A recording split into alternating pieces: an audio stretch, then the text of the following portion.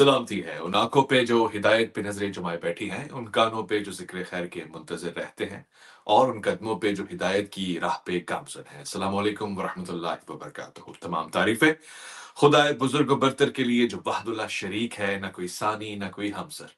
दुरूद ला महदूद महबूब रब्बुल वदूद राहतुल आशिकीन मुरादुल मुश्ताकीन हजरत मोहम्मद मुस्तफ़ा, आपकी आले पाक, आपके जानिसार अंसार और असहाब पर दरमन। आप देख रहे हैं प्रोग्राम माया और मौलाना, और ये इंतहाई दिलचस्प वर्जन होता है जिसमें हमारी कोशिश होती है कि बरसगीर पाक व हिंद के मजहबी नुमाइंदगान, स्कॉलर्स और वो लोग जो दीनियात को समझते हैं, फिक्र, अहकाम, अकायद, इन तमाम चीज़ों से गुजरते हैं और फिर भी इतनी बड़ी मसनत पे बैठ के भी खुद को तालिबा इल्माना अंदाज से पेश करते हैं, लोगों के लिए हिदायत और इस्लाह का बायस बनता है। मैं आज के इस प्रोग्राम में ऐसी एक कदावर शख्सियत को खुशामदीद करना चाहता हूँ जो बज़ाहिर हिंदुस्तान के इलाके देवबंद में पैदा हुए, लिहाजा आपको अब मेरा ये कहना भी देवबंदी बिल्कुल ज़ेब देगा, क्योंकि आपकी विलादत की निस्बत से, पैदाइश की निस्बत से भी वो बनती है निस्बत। शिकागो में आप मुकीम हैं और शिकागो की बड़ी बड़ी सोसाइटीज़ में आपका नाम मुफ्ती की हैसियत से, स्कॉलर की हैसियत से, रिसर्चर की हैसियत से, डिबेटर की हैसियत से, ऑथर की हैसियत से जाना और माना जाता है। इसके अलावा आप फाउंडर और प्रेसिडेंट हैं बुरहान एकेडमी के, और ऑनलाइन दारुल उलूम, ये भी एक ऐसी ज़बरदस्त किस्म की खैर और बरकत वाली चीज़ है कि जिससे बेशुमार लोग, बिलखुसूस नौजवान, मुस्तफीद होते रहते हैं।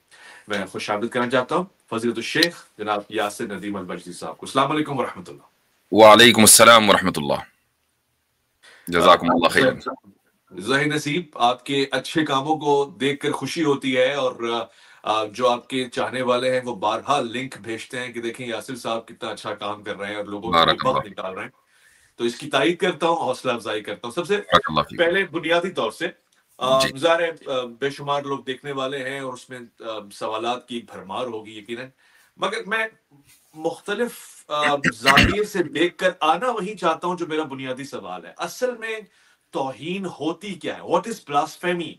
इसकी क्या कंडीशंस हैं, क्या पैरामीटर्स हैं, क्या रिक्वायरमेंट्स हैं, और इसकी इसकी वजह क्या है, ये रखा क्यों गया है, इसके फायदे और नुकसानात क्या क्या है?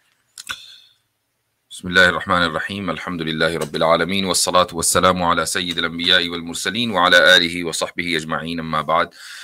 आपका जो ये सवाल है, इस एक सवाल में बहुत सारे सवालात हैं। मैं कोशिश करूंगा कि एक एक पॉइंट का इंशाअल्लाह जवाब दूं। सबसे पहली बात यह है कि तौहीन क्या होती है।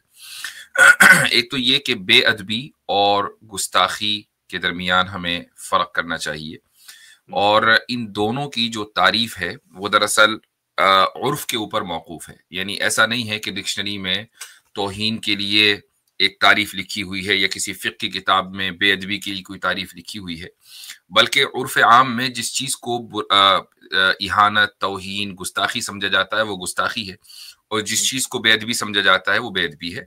और कुछ मिसालें हमें नुसूस से भी मिल जाती हैं। मिसाल के तौर पर, अगर कोई मुसलमान रसूल अकरम सल्लल्लाहु अलैहि वसल्लम की शान में बेअदबी इस तरीके से करे कि आप अलैहिस्सलातु वस्सलाम को रसूलुल्लाह कहने के बजाय आपकी कुन्नियत से आपको याद करे, अबुल कासिम कहे, तो ये बेअदबी है, जबकि आप सल्लल्लाहु अलैहि वसल्लम की कुन्नियत अबुल कासिम ही है। हाँ, अगर वो ये कहे कि अबुल कासिम सल्लल्लाहु अलैहि वसल्लम, तो अब यहाँ ये अदब है, चूंकि उसने सल्लल्लाहु अलैहि वसल्लम का इजाफा कर दिया। लेकिन आप सल्लल्लाहु अलैहि वसल्लम को मुखातिब करना अबुल कासिम कहकर, ये यहूदियों का तरीका था, और यहूदी चूंकि रसूल अकरम सल्लल्लाहु अलैहि वसल्लम को रसूल नहीं मानते थे, और कुन्नियत से किसी को मुखातब करना अरब कल्चर में दरअसल उसका एहतराम था, तो इसलिए वो अबुल कासिम कहते थे। लेकिन मुशरिकीन मक्का ये भी नहीं करते थे, वो आप अलैहिस्सलातु वस्सलाम का नाम लेते थे।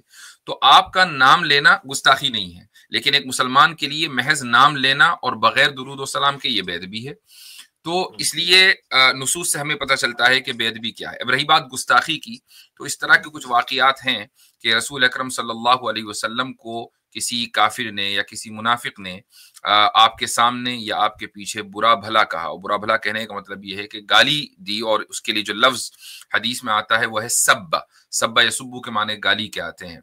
तो ये गुस्ताखी है, और यही वजह है कि सहाबा ایسے موقعوں کے اوپر رسول اکرم صلی اللہ علیہ وسلم سے اجازت طلب کرتے تھے کہ ایسے شخص پر حد کیوں نہ جاری کر دی جائے. اب یہ جو رئیس المنافقین ابن سلول، اس نے، جس کا واقعہ قرآن کریم نے بھی ذکر کیا ہے، ایک موقع پر سفر سے لوٹتے ہوئے یہ کہا کہ جب ہم مدینہ چلے جائیں گے تو ہم میں جو عزت دار ہیں وہ ذلیلوں کو نکال دیں گے. یہ قرآن میں چونکہ الفاظ ہیں، اور اس کی مراد تھی آپ علیہ الصلاۃ والسلام اور آپ کے اصحاب مہاجرین. تو یہ گستاخی ہے، اور اس پر حضرت عمر بن الخطاب رضی اللہ عنہ نے اجازت طلب کی، یا رسول اللہ کہ مجھے اجازت دیجیے کہ میں اس شخص کا سر تن سے جدا کر دوں، اور آپ علیہ الصلاۃ والسلام نے اجازت نہیں دی، حکمت کو سامنے رکھتے ہوئے. تو گستاخی اور بے ادبی میں یہ فرق ہے، اور یہ اس کو ڈیسائیڈ عرف کرتا ہے. بہتر، بہت واضح، جی بہت ہی کلیئر قسم کا جواب ہے. گستاخی اور بے ادبی میں فرق آپ نے بیان فرمایا. جی گستاخی کے لیے دانستگی لازم شے ہے، یعنی میں نیتن ارادتن ایسا کہوں گا تو گستاخی ہوگی، یا مجھ سے کوئی سہو ہو گیا، کوئی لغزش ہو گئی، کوئی زبان کا سلپ آف ٹنگ ہو گیا، تو وہ بھی گستاخی کے زمرے میں آ جائے گی. جی. نیت کا جو تعلق ہے وہ انسان اور اللہ کے درمیان ہے. یعنی ایک انسان کی نیت کیا ہے یہ تو اللہ تعالیٰ جانتا ہے.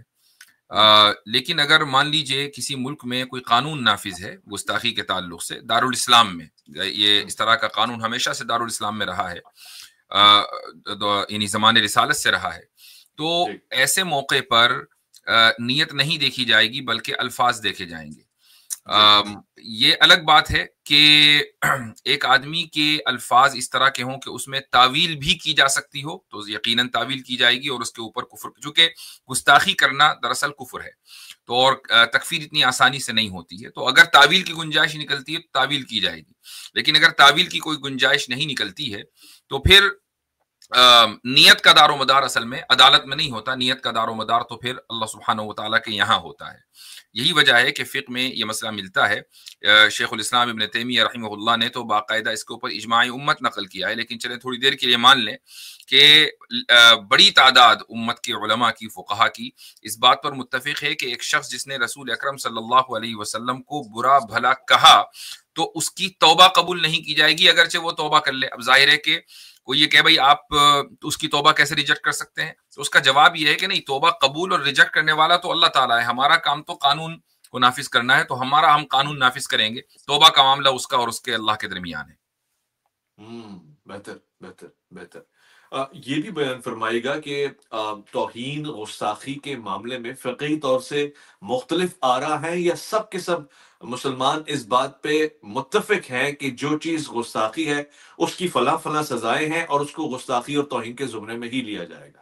نہیں، ایسا نہیں ہے. فقہا کے درمیان اختلاف پایا جاتا ہے، بہت سے مسائل میں اختلاف ہوا ہے، اس مسئلے میں بھی اختلاف ہوا ہے. اور کچھ فقہا کی جو رائے ہے وہ یہ بھی رہی ہے کہ رسول اکرم صلی اللہ علیہ وسلم نے ہر گستاخ کے اوپر سزا کو جاری نہیں فرمایا ہے. مثلا عبداللہ ابن ابی ابن سلول نے آپ صلی اللہ علیہ وسلم کی شان میں گستاخی کی اور آپ نے اس کے اوپر سزا جاری نہیں فرمائی اور حکمت کو سامنے رکھا. اور حضرت عمر بن الخطاب رضی اللہ عنہ نے، جنہوں نے مطالبہ کیا تھا کہ یا رسول اللہ میں یہ سزا جاری کروں، خود آپ صلی اللہ علیہ وسلم نے آگے چل کر دوسرے موقع پر یہ کہا کہ ابن خطاب تم دیکھو کہ آج اس حکمت کے کیا اثرات و نتائج ہیں. اگر میں اس وقت تمہاری بات مان لیتا تو لوگ یہ کہتے کہ محمد صلی اللہ علیہ وسلم اپنے ہی لوگوں کو قتل کر رہے ہیں. تو ایک رائے یہ ہے، اور دوسری رائے یہ ہے کہ نہیں، اور یہ رائے امام احمد کی طرف منسوب ہے، امام مالک کی طرف منسوب ہے، کہ اگرچہ گستاخی کرنے والا توبہ کر لے اس کے باوجود اس کے اوپر حد جاری کی جائے گی. اگر کسی ملک میں قانون بن جاتا ہے اور وہ کسی بھی ایک فقہی اوپینین کی بنیاد پر قانون بنتا ہے تو اب پھر فقہی اختلافات کو نہیں دیکھا جائے گا. اور اس کی وجہ یہ ہے کہ یہ بھی فقہی اصول ہے کہ حکم الحاکم رافع للخلاف، کہ مان لیجئے اگر اسلامی حکومت ہے اور اسلامی حکومت 2-3 فقہی آراء میں سے کسی ایک رائے کو منتخب کر لیتی ہے اور اس کو قانون بنا لیتی ہے، تو پھر فقہا کا جو اختلاف ہے وہ صرف اکیڈمک رہ جاتا ہے، جو پریکٹیکل ہے اب وہ اختلاف ختم ہو گیا. اب صرف وہی اوپینین مانی جائے گی کہ جس کو حاکم نے قانون کے لیے منتخب کر لیا ہے. بہت بہتر. غنیمت جان کر آپ کی گفتگو میں سے ایک پل چرا کر یہ اپنے ذاتی حیثیت میں اپنی سمجھ بوجھ کو روشن کرنے کے لیے پوچھ رہا ہوں. آپ نے فرمایا اور اس حدیث کی طرف آپ نے توجہ دلائی کہ جس میں حضور فرما رہے ہیں صلی اللہ علیہ وآلہ وسلم کہ یہ لوگ کہیں گے کہ وہ محمد اپنے اصحاب ہی کو سزائیں دیتا ہے اور قتل کر دیتا ہے. کیا عبداللہ ابن ابی اس معنوں میں صحابی کاؤنٹ ہوگا کیونکہ اصحاب میں شامل کر لیا؟ اصحاب کا جو لفظ ہے عربی زبان میں وہ ساتھیوں کے لیے استعمال ہوتا ہے، یعنی لغوی معنی جو ہے صحابی کے وہ ساتھی ہیں. تو ظاہر ہے کہ ایک عام آدمی کی نظر میں، غیر مسلم کی نظر میں، مشرک کی نظر میں، ہر وہ شخص کے جو آپ صلی اللہ علیہ وسلم کے ساتھ اس سفر میں شامل تھا وہ آپ علیہ الصلوۃ والسلام کے ساتھیوں میں سے تھا. تو آپ علیہ الصلوۃ والسلام نے فرمایا کہ یہ جو اگر اس شخص کے اوپر ہم نے حد جاری کر دی تو from the optic point of view, جو آپٹک پوائنٹ آف ویو یعنی لوگوں کا جو بظاہر جو چیز نظر آ رہی ہے وہ یہ ہے کہ لوگ یہ الزام لگائیں گے کہ محمد اپنے ساتھیوں کو قتل کر رہے ہیں. اچھا، اس کے بعد پھر صحابی ایک ٹرمینالوجی بن گئی. آپ علیہ الصلوۃ والسلام کے بعد محدثین اور بلکہ فقہا اور پوری امت کا جو اجماع ہے وہ یہ کہ جس نے رسول اکرم صلی اللہ علیہ وسلم کو دیکھا اور ایمان کی حالت میں اس کا انتقال ہوا اور آپ علیہ الصلوۃ والسلام سے ملاقات ہوئی، وہ شخص صحابی ہے. تو اب کسی شخص کے بارے میں اگر خود صحابہ نے فیصلہ کر دیا ہو کہ وہ منافق تھا، وہ رئیس المنافقین تھا، آپ علیہ الصلوۃ والسلام کی زبانی بالواسطہ بلا واسطہ اشارہ کنایا کسی بھی طریقے سے اگر ہمیں پتہ چل جائے کہ فلاں آدمی کی اگرچہ ملاقات ہوئی ہے لیکن آپ علیہ الصلوۃ والسلام اس کے ایمان سے مطمئن نہیں تھے، تو اس کو تو منافق کہا جائے گا. لیکن اگر کوئی ایسا شخص نہیں ہے تو امت کا اجماع یہ ہے کہ اس کو صحابی کہا جائے گا. بہتر، بہت بہتر. اب بڑھتے ہیں سزاؤں کی جانب. بلاسفیمی کی، توہین کی سزا شریعت نے کیا مقرر کی ہے؟ اس کا سٹیج کیا ہے، پروسیس کیا ہے؟ ایسے ہی کسی پہ اگر یہ گمان ہو جائے کہ اس نے توہین کی تو سزا نافذ ہو جائے گی، یا پھر اس کی تحقیق کرنی پڑے گی، یا پھر دانستہ اسے اگلوانا پڑے گا؟ اس پروسیس کو میں سمجھنا چاہتا ہوں، خاص طور سے فقہ حنفیہ کی روح. دیکھیں، یہ جو مسئلہ ہے خصوصاً آج کے دور میں اور to be very precise Pakistan کے تناظر میں یہ بہت زیادہ سنگین ہے. اور اس کی وجہ یہ ہے کہ شاید یہ ذہن بن گیا ہے کہ اگر کسی شخص کے بارے میں ادنا گمان بھی ہو جائے کہ اس نے گستاخی کی ہے جی تو فوری طور پر لوگ قانون کو اپنے ہاتھ میں لیتے ہیں اور سمجھتے ہیں کہ یہ ہمارا ہی حق ہے، ہم ہی اس کا سرتن سے جدا کر دیں. جی اور یہ چیز فقہائے امت کے اجماعی فیصلوں کے خلاف ہے. جی کسی بھی موضوع پر، چاہے وہ گستاخی کا مسئلہ ہو یا وہ چوری کا مسئلہ ہو، وہ ڈاکہ زنی، کوئی بھی مسئلہ ہو، اس میں عوام کو کسی بھی صورت میں یہ اختیار نہیں ملتا کہ وہ سزا جاری کرے ماورائے عدالت. گستاخی کا مسئلہ بھی ایسا مسئلہ ہے کہ جس کو عدالت میں سنا جانا چاہیے، اس میں دلائل پیش ہوں گے اور دلائل کی بنیاد پر یہ فیصلہ ہوگا، شواہد کی بنیاد پر، کہ واقعی گستاخی ہوئی ہے یا نہیں.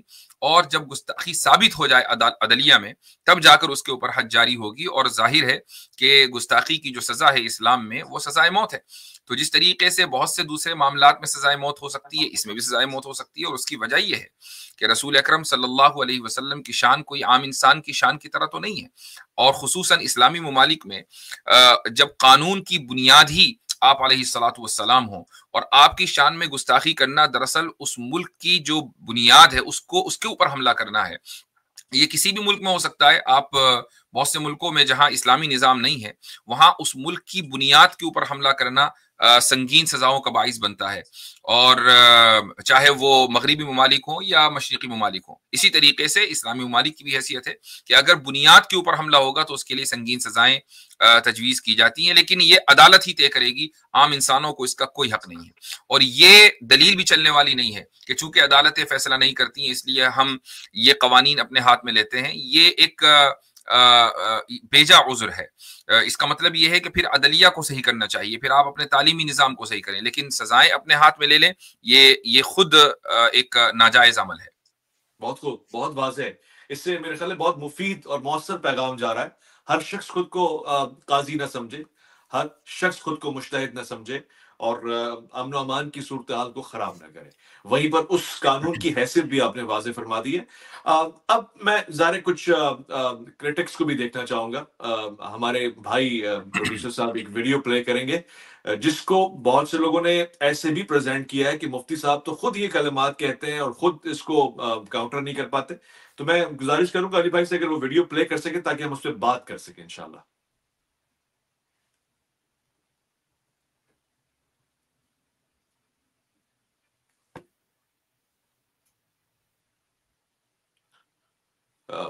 मैं ज़िंदानुमन आपके कमेंट्स भी देख रहा हूँ साथ साथ, और मैं उस पर भी इंशाल्लाह बात करता हूँ। बड़ी तादाद में आपने कमेंट्स की। असद, सबा, तमाम दोस्तों की, मोहम्मद हंसला, इंशाल्लाह इस सवालों के सिलसिले को भी लेते हैं। हमारा जो मौजू है उससे रिलेटेड गुफ्तगू रहेगी। अली भाई, आप अगर वीडियो प्ले कर सकें।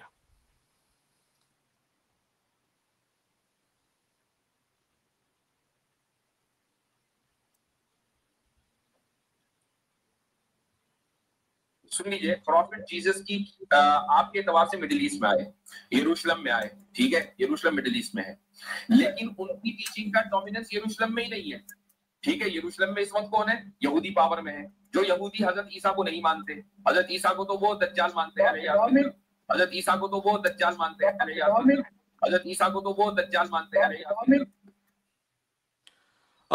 जिस चीज को वाजे करके सुनाया गया है, ज़ाहिर है वो एक आपके लिए एक प्लेटफॉर्म है जिससे आप अपनी बात को क्लियर कर सकें और हक पहुंच सके।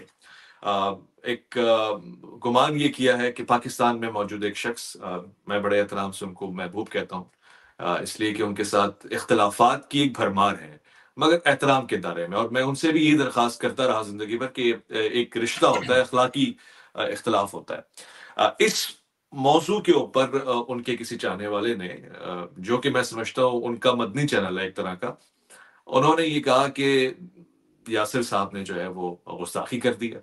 अच्छा, इसको जस्टिफाई आप कैसा करते हैं, ये जरा मैं भी समझना चाहूंगा, क्योंकि यहाँ पे बात भी ये हो रही है कि अगर वही जुमले किसी के कोट करना गुस्ताखी है, तो यासिर साहब भी वही जुमले कोट कर रहे हैं, भले वो अलायाजुबिल्लाह कह के कोट कर रहे हैं, सेंटेंस तो वही का वही कोट हो रहा है।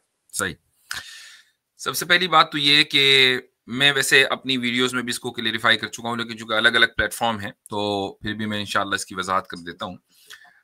इंजीनियर साहब के ताल्लुक से जो मेरा मौक़िफ़ है, सबसे पहले तो वो वाज़ेह होना चाहिए।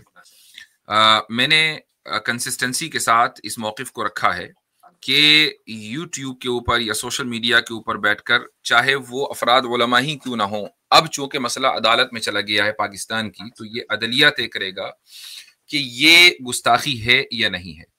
यानी ना तो मेरे कहने से कोई अमल गुस्ताखी होगा, या मेरे कहने से कि गुस्ताखी नहीं है वो गुस्ताखी करार नहीं पाएगा, इल्ला ये कि अदालत आपसे या किसी दारुल इफ्ता से राय तलब करती है एक्सपर्टीज की, तो वो अलग बात है। ये मेरा मौक़िफ़ रहा। यानी मैंने खुद इंजीनियर के उस जुमले को गुस्ताखी के जुमरे में ना शामिल किया है ना खारिज किया है उससे, पहली बात। हाँ, मैं उसको बेअदबी जरूर मानता हूं, और यही बात मैंने पिछले हफ्ते जब मेरी स्ट्रीम हुई थी, लाइव स्ट्रीम, मैंने उसमें यह कहा कि मैं बेअदबी के अल्फाज इस्तेमाल कर रहा हूं, और ये अल्फाज जानबूझकर इस्तेमाल कर रहा हूं। और शुरू में ही मैंने गुस्ताखी और बेअदबी के दरमियान जो फर्क है उसको वाज़ेह कर दिया था।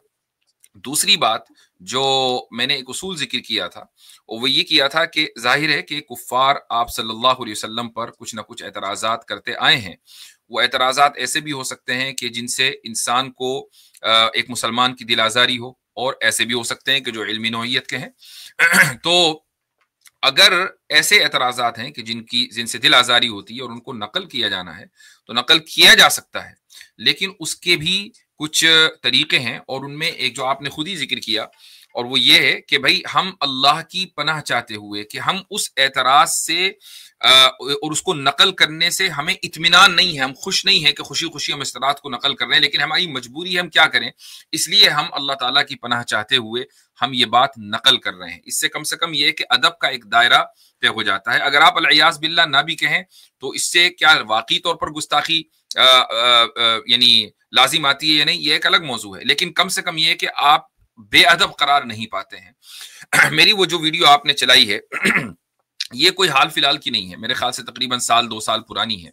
और उस मौके पर भी जब आप डिबेट करते हैं, तो ये कि आप एक तकरीर कर रहे हैं, आपके जहन में मौजू है, आपको किस तरीके से कहना है, आप यानी जो सोचते हैं वो कहते हैं, लेकिन जब आप डिबेट करते हैं तो डिबेट करने में बड़ी तेजी के साथ आपको अपने दलाइल देने पड़ते हैं और काउंटर आर्ग्यूमेंट करना पड़ता है। इसके बावजूद, वो डिबेट का हिस्सा, इसके बावजूद मैंने अल्हम्दुलिल्लाह जब हजरत ईसा अलैहिस्सलातु वस्सलाम के ताल्लुक से ये लफ्ज बोला, तो उसमें उस पोजीशन को मेंटेन किया, और मैंने कहा कि अल-इयाज़ बिल्लाह यहूदी इस तरीके से हजरत ईसा अलैहिस्सलातु वस्सलाम के बारे में कहते हैं। एक बात। दूसरी बात यह है, जो अहम बात है, वो खुसूसन इंजीनियर के तनाजुर में, वो ये कि क्या ईसाई रसूल अकरम सल्लल्लाहु अलैहि वसल्लम के लिए वो लफ्ज बोलते हैं। अब ईसाई हजरात तो कहने हम तो बोलते नहीं हैं। मैंने जो यहूदियों के ताल्लुक से कहा तो उसके बाकायदा हवाले मौजूद हैं। मिशना तौरात का मैंने हवाला दिया अपनी पिछली स्ट्रीम में, और भी उनके यहाँ जो यहूदियों की जो मजहबी किताबें हैं जो हजरत ईसा अलैहिस्सलाम के बाद लिखी गई हैं,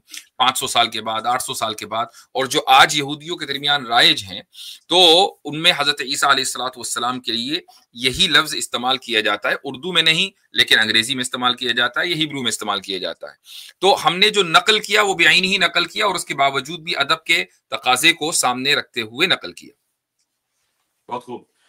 मतलब आप फरमा रहे हैं कि मसीही बरादरान का ये अकीदा नहीं है, और वो खुद भी कह रहे हैं कि नहीं है। इस मफरूज़े के ऊपर बात रख के देखते हैं कि आज के दौर में जब हमारा ये अकीदा मुसल्लम है कि हुजूर सरवर कायनात खातमुल अंबिया है और आपके बाद कोई नबी नहीं आ सकता, अगर कोई शख्स ये दावा करे कि मैं नबी हूं तो हमारे नजदीक वो दज्जाल ही होगा, क्योंकि वो हमारे अकीदे के नबूवत का जो पैमाना है उससे निकल के बात कर रहा है।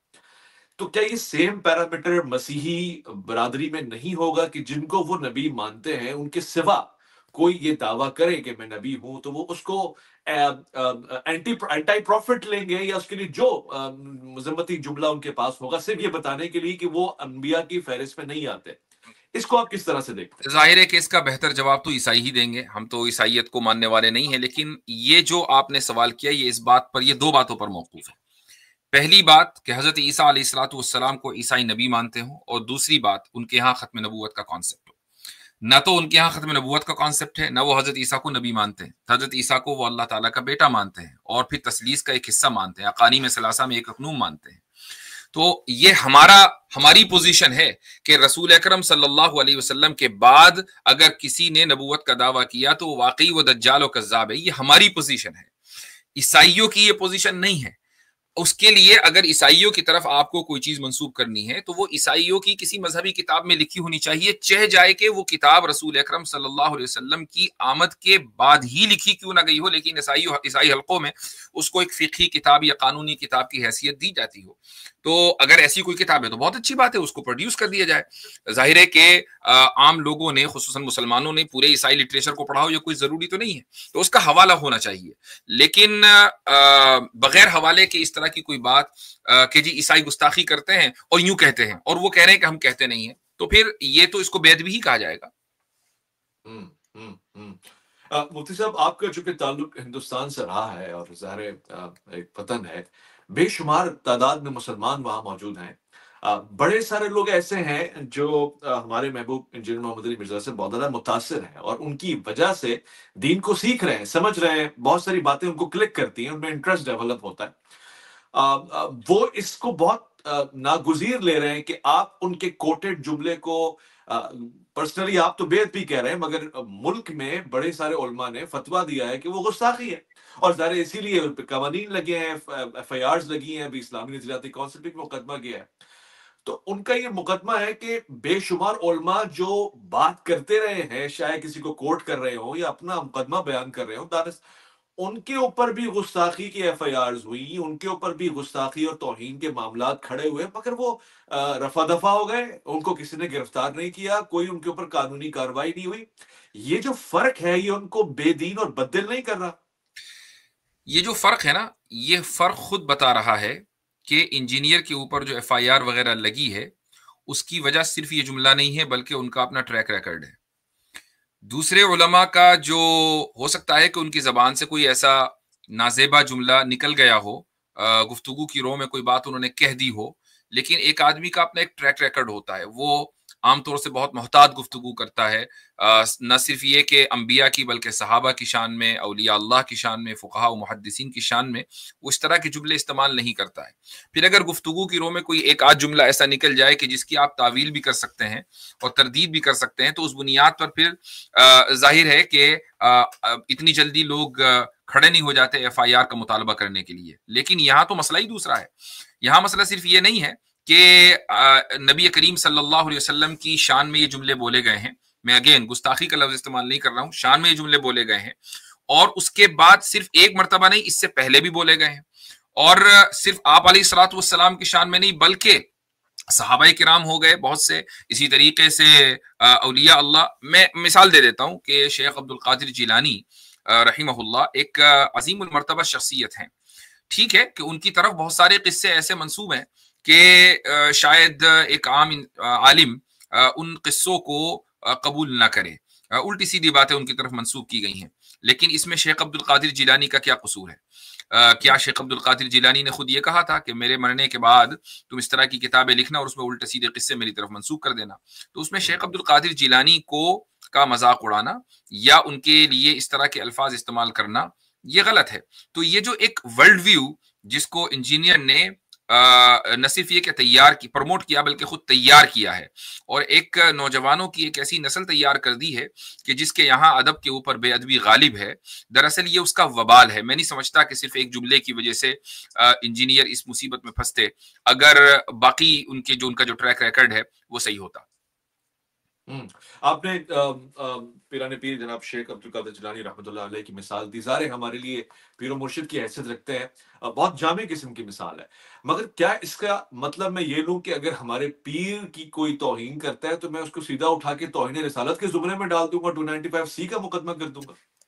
नहीं, मैंने हरगिज किसी भी मुकदमे को जस्टिफाई नहीं किया है। मैं तो खुद ही कह रहा हूँ कि एक मर्तबा जब FIR हो जाती है तो सबसे पहली बात तो ये कि अगर इस तरह का वाकई कोई केस नहीं बनता था तो FIR होनी नहीं चाहिए थी।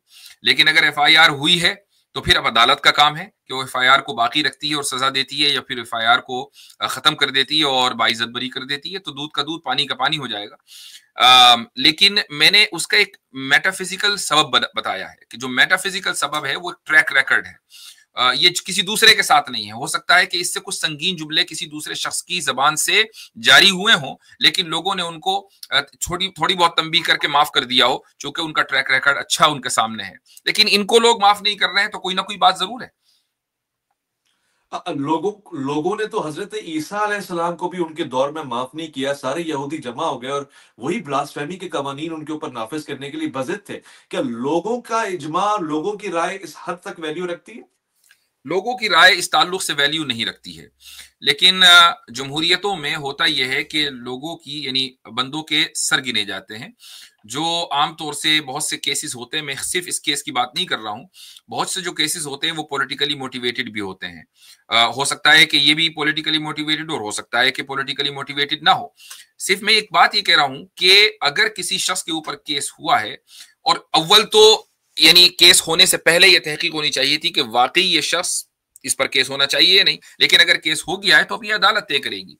आपके मुल्क का कानून, सॉरी टू से, बल्कि इंडिया में भी अब सूरत हाल यही है, यानी जो थर्ड वर्ल्ड कंट्रीज हैं उनमें सूरत हाल ये है कि जो केसेस होते हैं उसमें कुछ हिडन फोर्सेस हैं जो उन केसेस को तय करती हैं, उनका रुख तय करती हैं कि क्या किधर रुख जाना चाहिए। एक वक्त था जब पूरी कोशिश की जा रही थी कि इंजीनियर के ऊपर FIR हो दूसरे मौजूआत को लेकर, तो कभी उनके ऊपर FIR नहीं हुई।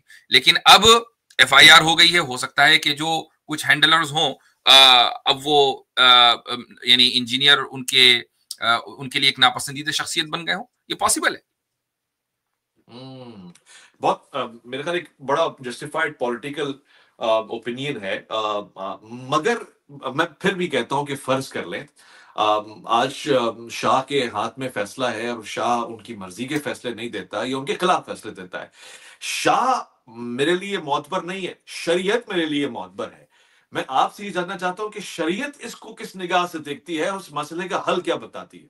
शरीयत इस निगाह से देखती है कि अगर केस अदालत में चला जाए तो काजी फैसला करेगा कि वाकई ये केस बनता है या नहीं बनता। यही तो शरीयत की ओपिनियन है। यानी जब तक कि केस अदालत में नहीं आया, काजी के पास नहीं आया, मिसाल के तौर पर एक शख्स ने किसी औरत के साथ जिना किया है, एक मुफ्ती के पास ये केस गया, वो कहेगा भाई अल्लाह ताला से तौबा करो जाके और बात खत्म करो। लेकिन एक काजी के पास अगर केस चला गया तो सजा जारी होगी, फिर मुफ्ती की बात का एतबार नहीं होगा। तो अब ये काजी तय करेगा कि इसके ऊपर सजा जारी होनी चाहिए। वो जानी ये कहता है कि जी मैं तौबा करता हूं, कहेंगे हाँ वो तौबा का ताल्लुक आखिरत से है, दुनिया में तो सजा जारी होगी। शरीयत का यही फैसला है कि अदालत में केस जाने के बाद अब अदालत का इख्तियार है कि वो देखे कि जो केसेस और जो दफात उस शख्स के ऊपर लगी हैं वो जेन्युइन है या नहीं। मुफ्ती का अब काम खत्म हो गया। लेकिन मान लीजिए अगर अदालत में ये केस कभी ना जाता और आप किसी आलिम दीन से, किसी दारुल इफ्ता से पूछते कि क्या इस तरह के जुमले गुस्ताखी में आते हैं, आप मुझसे पूछते तो मैं कहता कि बेअदबी में आते हैं। मुफ्ती साहब, मजे की बात तो ये है कि मैं आपसे पूछता اور آپ مجھے کہتے ہیں کہ یہ مسئلہ چونکہ کورٹ میں گیا ہے، عدالت نے طے کرنا ہے۔ لطیف ترین بات یہ ہے کہ عدالت نے بھی مفتیوں کی طرف ان کی کورٹ میں بال پھینک دی اور کہا اسلامی نظریاتی کونسل یعنی مفتی طے کریں، تو ڈائریکٹلی مفتی ہی بتا دیں کہ مسئلہ کیا ہے۔ اس لیے کہ اسلامی نظریاتی کونسل آپ کے یہاں ایک باقاعدہ حکومت سے منظور شدہ ادارہ ہے، بلکہ حکومتی ادارہ ہے۔ تو ایسے موضوعات پر کہ جب عدالت میں کوئی کیس آتا ہے تو جو ایکسپرٹ کی اوپینین لی جاتی ہے، مان لیجیے کوئی سائنسی موضوع ہوتا تو سائنٹیفک سوسائٹی کی اوپینین لی جاتی، لیکن تو عدالت کے دائرے اختیار میں یہ ہے کہ اگر کوئی اس طریقے کا نظریاتی مسئلہ ہوتا ہے، فقہی مسئلہ ہوتا ہے، تو وہ فقہا کہ جن کی فقاہت کو حکومت تسلیم کرتی ہے، عدالتیں تسلیم کرتی ہیں، وہ لوگ کہ جو اسلامی نظریاتی کونسل میں ہے مثلا، تو انہی کی اوپینین لی جائے گی، عام دارالفتاء کی اوپینین نہیں لی جائے گی۔ تو یہ تو عدالت وہی کام کر رہی ہے کہ جس کو جو اس کے ڈائریکٹیوز میں ہے۔ یعنی پاکستان کی عدالت سے اگر کسی کے حق میں فیصلہ آئے یا اس کے خلاف فیصلہ آئے تو اس کو آپ بھی تسلیم کریں گے؟ عدالت کا فیصلہ بالکل تسلیم کریں گے، لیکن کیا ہم اس کو یہ کہیں گے کہ یہ شخص ہمیشہ کے لیے گستاخ ہے؟ یہ تو اللہ تعالیٰ فیصلہ کرے گا کہ قیامت میں اس کے ساتھ کیا ہوگا۔ میں نے خود اپنی ویڈیو میں پہلے بھی بولا تھا، حالانکہ گستاخی کفر ہے، لیکن میں نے انجینئر مرزا کی اس بنیاد پر تکفیر نہیں کی۔ میں نے صرف یہ کہا کہ بھائی ہو سکتا ہے کہ اگر گستاخی بھی کی تو اس شخص نے توبہ کر لی ہو، تو اس لیے ہم اس کو کافر نہیں کہیں گے۔ رہی بات اس کو سزا دی جائے گی یا نہیں دی جائے گی، یہ عدالت کا کام ہے۔ دلچسپ لطیف بات یہ ہے کہ جو پاکستان کی عدالت یا پاکستان کی اسلامی نظریاتی کونسل فیصلہ دیتی ہے، رائے قائم کرتی ہے، فضیلت الشیخ مفتی یاسر ندیم الوجدی جو ہیں وہ اس کو تسلیم کریں گے۔ اسلامی نظریاتی کونسل یا عدالت بالکل اس کو تسلیم کیا جانا چاہیے، سبھی لوگ تسلیم کریں۔ یعنی اگر میں کہوں کہ پاکستان کی عدالت یا اسلامی نظریاتی کونسل یہ فیصلہ سنا دے کہ کشمیر پاکستان کا ہے اور پاکستان کا اس پہ قانون چلنا چاہیے، تو آپ اس کو تسلیم کریں گے؟ پاکستان کا کشمیر ہے یا ہندوستان کا، اگر یہ دینی مسئلہ ہوتا، فقہی مسئلہ ہوتا تو شاید تسلیم کر لیتے، لیکن یہ آپ بھی مانتے ہیں کہ یہ جیو پولیٹیکل مسئلہ ہے، یہ کوئی فقہی مسئلہ نہیں ہے، اس لیے اسلامی نظریاتی کونسل کے ڈومین سے یہ باہر ہے۔ اچھا، بہتر ہے۔ مجھے اب یہ بتائیے کہ جو فقہ حنفیہ میں بلاسفیمی کی سزائیں ہیں، اس کا کمپیریزن اگر جناب شیخ ابن تیمیہ کے ساتھ کریں تو اس پہ کیا بڑا فرق ہے؟ ہمارے سننے والوں کے لیے، دیکھنے والوں کے لیے کیا زمین و آسمان کا فرق ہے؟ بہت ہارش ہے جناب ابن تیمیہ کے قوانین اور امام ابو حنیفہ کے قوانین، اس پہ ذرا کمپیریٹو میں اسٹڈی چاہ رہا ہوں۔ میں نے پہلے ہی بتایا کہ ابن تیمیہ رحمہ اللہ کی جو رائے ہے وہ امام احمد ابن حنبل اور اسی طریقے سے امام مالک اور دیگر فقہا کی رائے کے اوپر مبنی ہے۔ یعنی ابن تیمیہ رحمہ اللہ نے اپنی جو بات لکھی ہے وہ ان کی اپنا ذاتی اجتہاد نہیں ہے، بلکہ فقہائے امت ائمہ اعظام کو ہی کی آراء کو انہوں نے سامنے رکھا ہے۔ پاکستان کے سامنے جس وقت قوانین بن رہے تھے، یہ اختیار تھا کہ وہ ابن تیمیہ رحمہ اللہ کی یا حنابلہ کی رائے کے بجائے حنفیہ کی رائے کو پاکستان میں اختیار کر لیا جاتا، اور گستاخی کی سزا یا ارتداد کی سزا، مثلا وہاں نہ، ارتداد کی سزا تو خیر ابھی بھی نہیں ہے، لیکن یہ کہ گستاخی کی سزا ایسی نہ ہوتی جو ہے۔ لیکن پاکستان کی حکومت نے اگر کسی ایک فقہی رائے کو اختیار کر لیا ہے اور پاکستان بحیثیت مسلم ملک کے اور وہاں کے حکمران مسلمان ہیں، تو اس لیے یہ جو قانون ہے یہ بھی فقہ حنفی کا ہی قانون ہے کہ حکم الحاکم رافع للخلاف، کہ اگر مختلف فقہی اوپینینز ہیں الگ الگ ائمہ کی اور حکومت کسی ایک اوپینین کو اختیار کر لیتی ہے تو اب وہی اوپینین آفیشیل اوپینین مانی جائے گی، اگرچہ وہ فقہ حنفی کی اوپینین نہ ہو۔ تو یہ تو خود فقہ حنفی کا ہی، یعنی اب اگر یہ کہا جائے کہ یہ ابن تیمیہ کا مسلک نہ رہا بلکہ پاکستان کے کانٹیکسٹ میں یہ خود حنفی مسلک کی سپورٹ کی بنیاد پر یہ رائے قائم ہوئی ہے۔ اب مان لیں کہ کوئی دوسرا ملک ہے کہ جہاں اکثریت حنفیوں کی ہے، میں ہائپوتھیٹیکلی اسپیکنگ، افغانستان میں حنفیوں کی اکثریت ہے، یا تاجکستان میں، ان ممالک میں اگر قانون بن رہا ہو اسلامی اور وہاں ابن تیمیہ کی اس کتاب کو صرف نظر کر دیا جائے اور حنفیہ کی جو اوریجنل پوزیشن ہے اس کو اختیار کر لیا جائے، تو اس ملک کے تناظر میں وہی اسلامی قانون ہے۔ چلو آپ کی اجازت ہو تو میں چونکہ لائیو آڈینس ہے کچھ ٹائم کے لیے کنیکٹڈ، تو میں ان سے بھی کچھ سوالات کامنٹس لے لیتا ہوں۔ ایک بھائی ہیں صفدر، نہیں سوری معاف، اسد آزاد الفاظ، یہ کہتے ہیں السلام علیکم۔ وعلیکم السلام۔ آپ سے ایک ریکویسٹ ہے، پلیز مفتی صاحب سے پوچھئے کہ یہ اپنی لائیو اسٹریم میں انجینئر صاحب की बुरा बुरा क्यों बोलते हैं? मुसब, इस पे अगर आप जवाब देना चाहें तो। मेरे ख्याल से तो आ, इन साहब को मैं कहूंगा कि आपको इंजीनियर साहब से पूछना चाहिए कि वो तमाम के तमाम जमहूर उम्मत फुकहा और इमाम मुहद्दिसीन को बुरा बुरा क्यों बोलते हैं। क्या आपको बुरा लगता है? अगर आपको बुरा नहीं लगता तो इंजीनियर साहब के खिलाफ अगर कोई बुरा बोल रहा है तो आपको वाकई बुरा नहीं लगना चाहिए। Maintain your consistency. और अगर आपको अभी बुरा लग रहा है तो उस वक्त बुरा लगना चाहिए। ये तो आपका हो गया इल्जामी जवाब। अब रही बात तहकीकी जवाब की, हम इंजीनियर को जाती एतबार से, यानी कोई इंजीनियर से हमारा कोई, मैंने तो मेरी आज तक मुलाकात भी नहीं है, कोई मेरा उनसे कोई मुकाबला आराई नहीं है। मैं अलग मुल्क का हूँ, वो अलग मुल्क के हैं, अलग अलग मैदान हैं, तो हमारा कोई आपस में ऐसा कोई यानी हसद वगैरह की भी कोई बात कोई जस्टिफाई नहीं कर सकता। तो अगर हम इंजीनियर के ऊपर तनकीद करते हैं तो हम उनकी अफकार, उनकी राय और उनके अफकार के ऊपर तनकीद करते हैं। और ये भी बता दूं मैं कि गुज़िश्ता 2 साल में इब्तदाअन जब मैंने इंजीनियर के ताल्लुक से गुफ्तगू शुरू की, और ये भी सवालों के जवाब में, चूंकि मेरे पास लाइव स्ट्रीम होती है तो लोग आते हैं सवाल करते हैं, तो मैंने शुरू में जो नसीहत वाला अंदाज है वो इख्तियार किया। मैंने इंजीनियर के काम को सराहा, उनको मैसेज भेजा कि भाई आप इन मौज़ूआत से सरफ नज़र करके दूसरे मौज़ूआत पर आ जाएं कि जिससे आपकी शख्सियत मजरूह ना हो। ये तमाम की तमाम चीजें रिकॉर्ड का हिस्सा हैं, वीडियोस आज भी मौजूद हैं। जब 1 साल गुजर गया, इस तरह की बातें होती रही, फिर उसके बाद हमने थोड़ा सा उनके अफकार के ऊपर तनकीद शुरू की, और तो इसमें एवोल्यूशन आया है। ऐसा नहीं है कि अचानक हम मैदान में आए और हमने क्रिटिसाइज करना शुरू कर दिया। बेहतर, खूब। फरमाते हैं लर्न विद अर्श। अस्सलाम वालेकुम। सवाल है कि क्या इंजीनियर मिर्जा को क्रिटिसाइज करे बगैर इनका सेशन नहीं हो सकता? क्या ऐसा होता है? मुझे नहीं मालूम इसका कि उनको ये सवाल तो क्रिटिसाइज मेरे किए ख्याल से आपसे होना चाहिए। हाँ, हाँ, बिल्कुल होना चाहिए। मैंने मैंने जहाँ क्रिटिसाइज बनता है वहां किया, और आप सिर्फ अपने ओपिनियन को क्लियर करने के लिए कह रहा हूँ कि शायद हर स्टेज पे जाके मैंने उनको दावत दी कि आप सामने वाले शख्स के साथ बैठ के गुफ्तगू करें, और जिसे मुबाहिसा कहें, मुकालमा कहें, मुनाजरा कहें, जिस पहराए में गुफ्तगू करना चाहते हैं। मैं आपको एक दिलचस्प बात बताता हूँ मुफ्ती साहब, यानी क्योंकि मैं बीच में एक ब्रिजिंग पावर हूं तो अपने एक्सपीरियंस को शेयर कर रहा हूँ।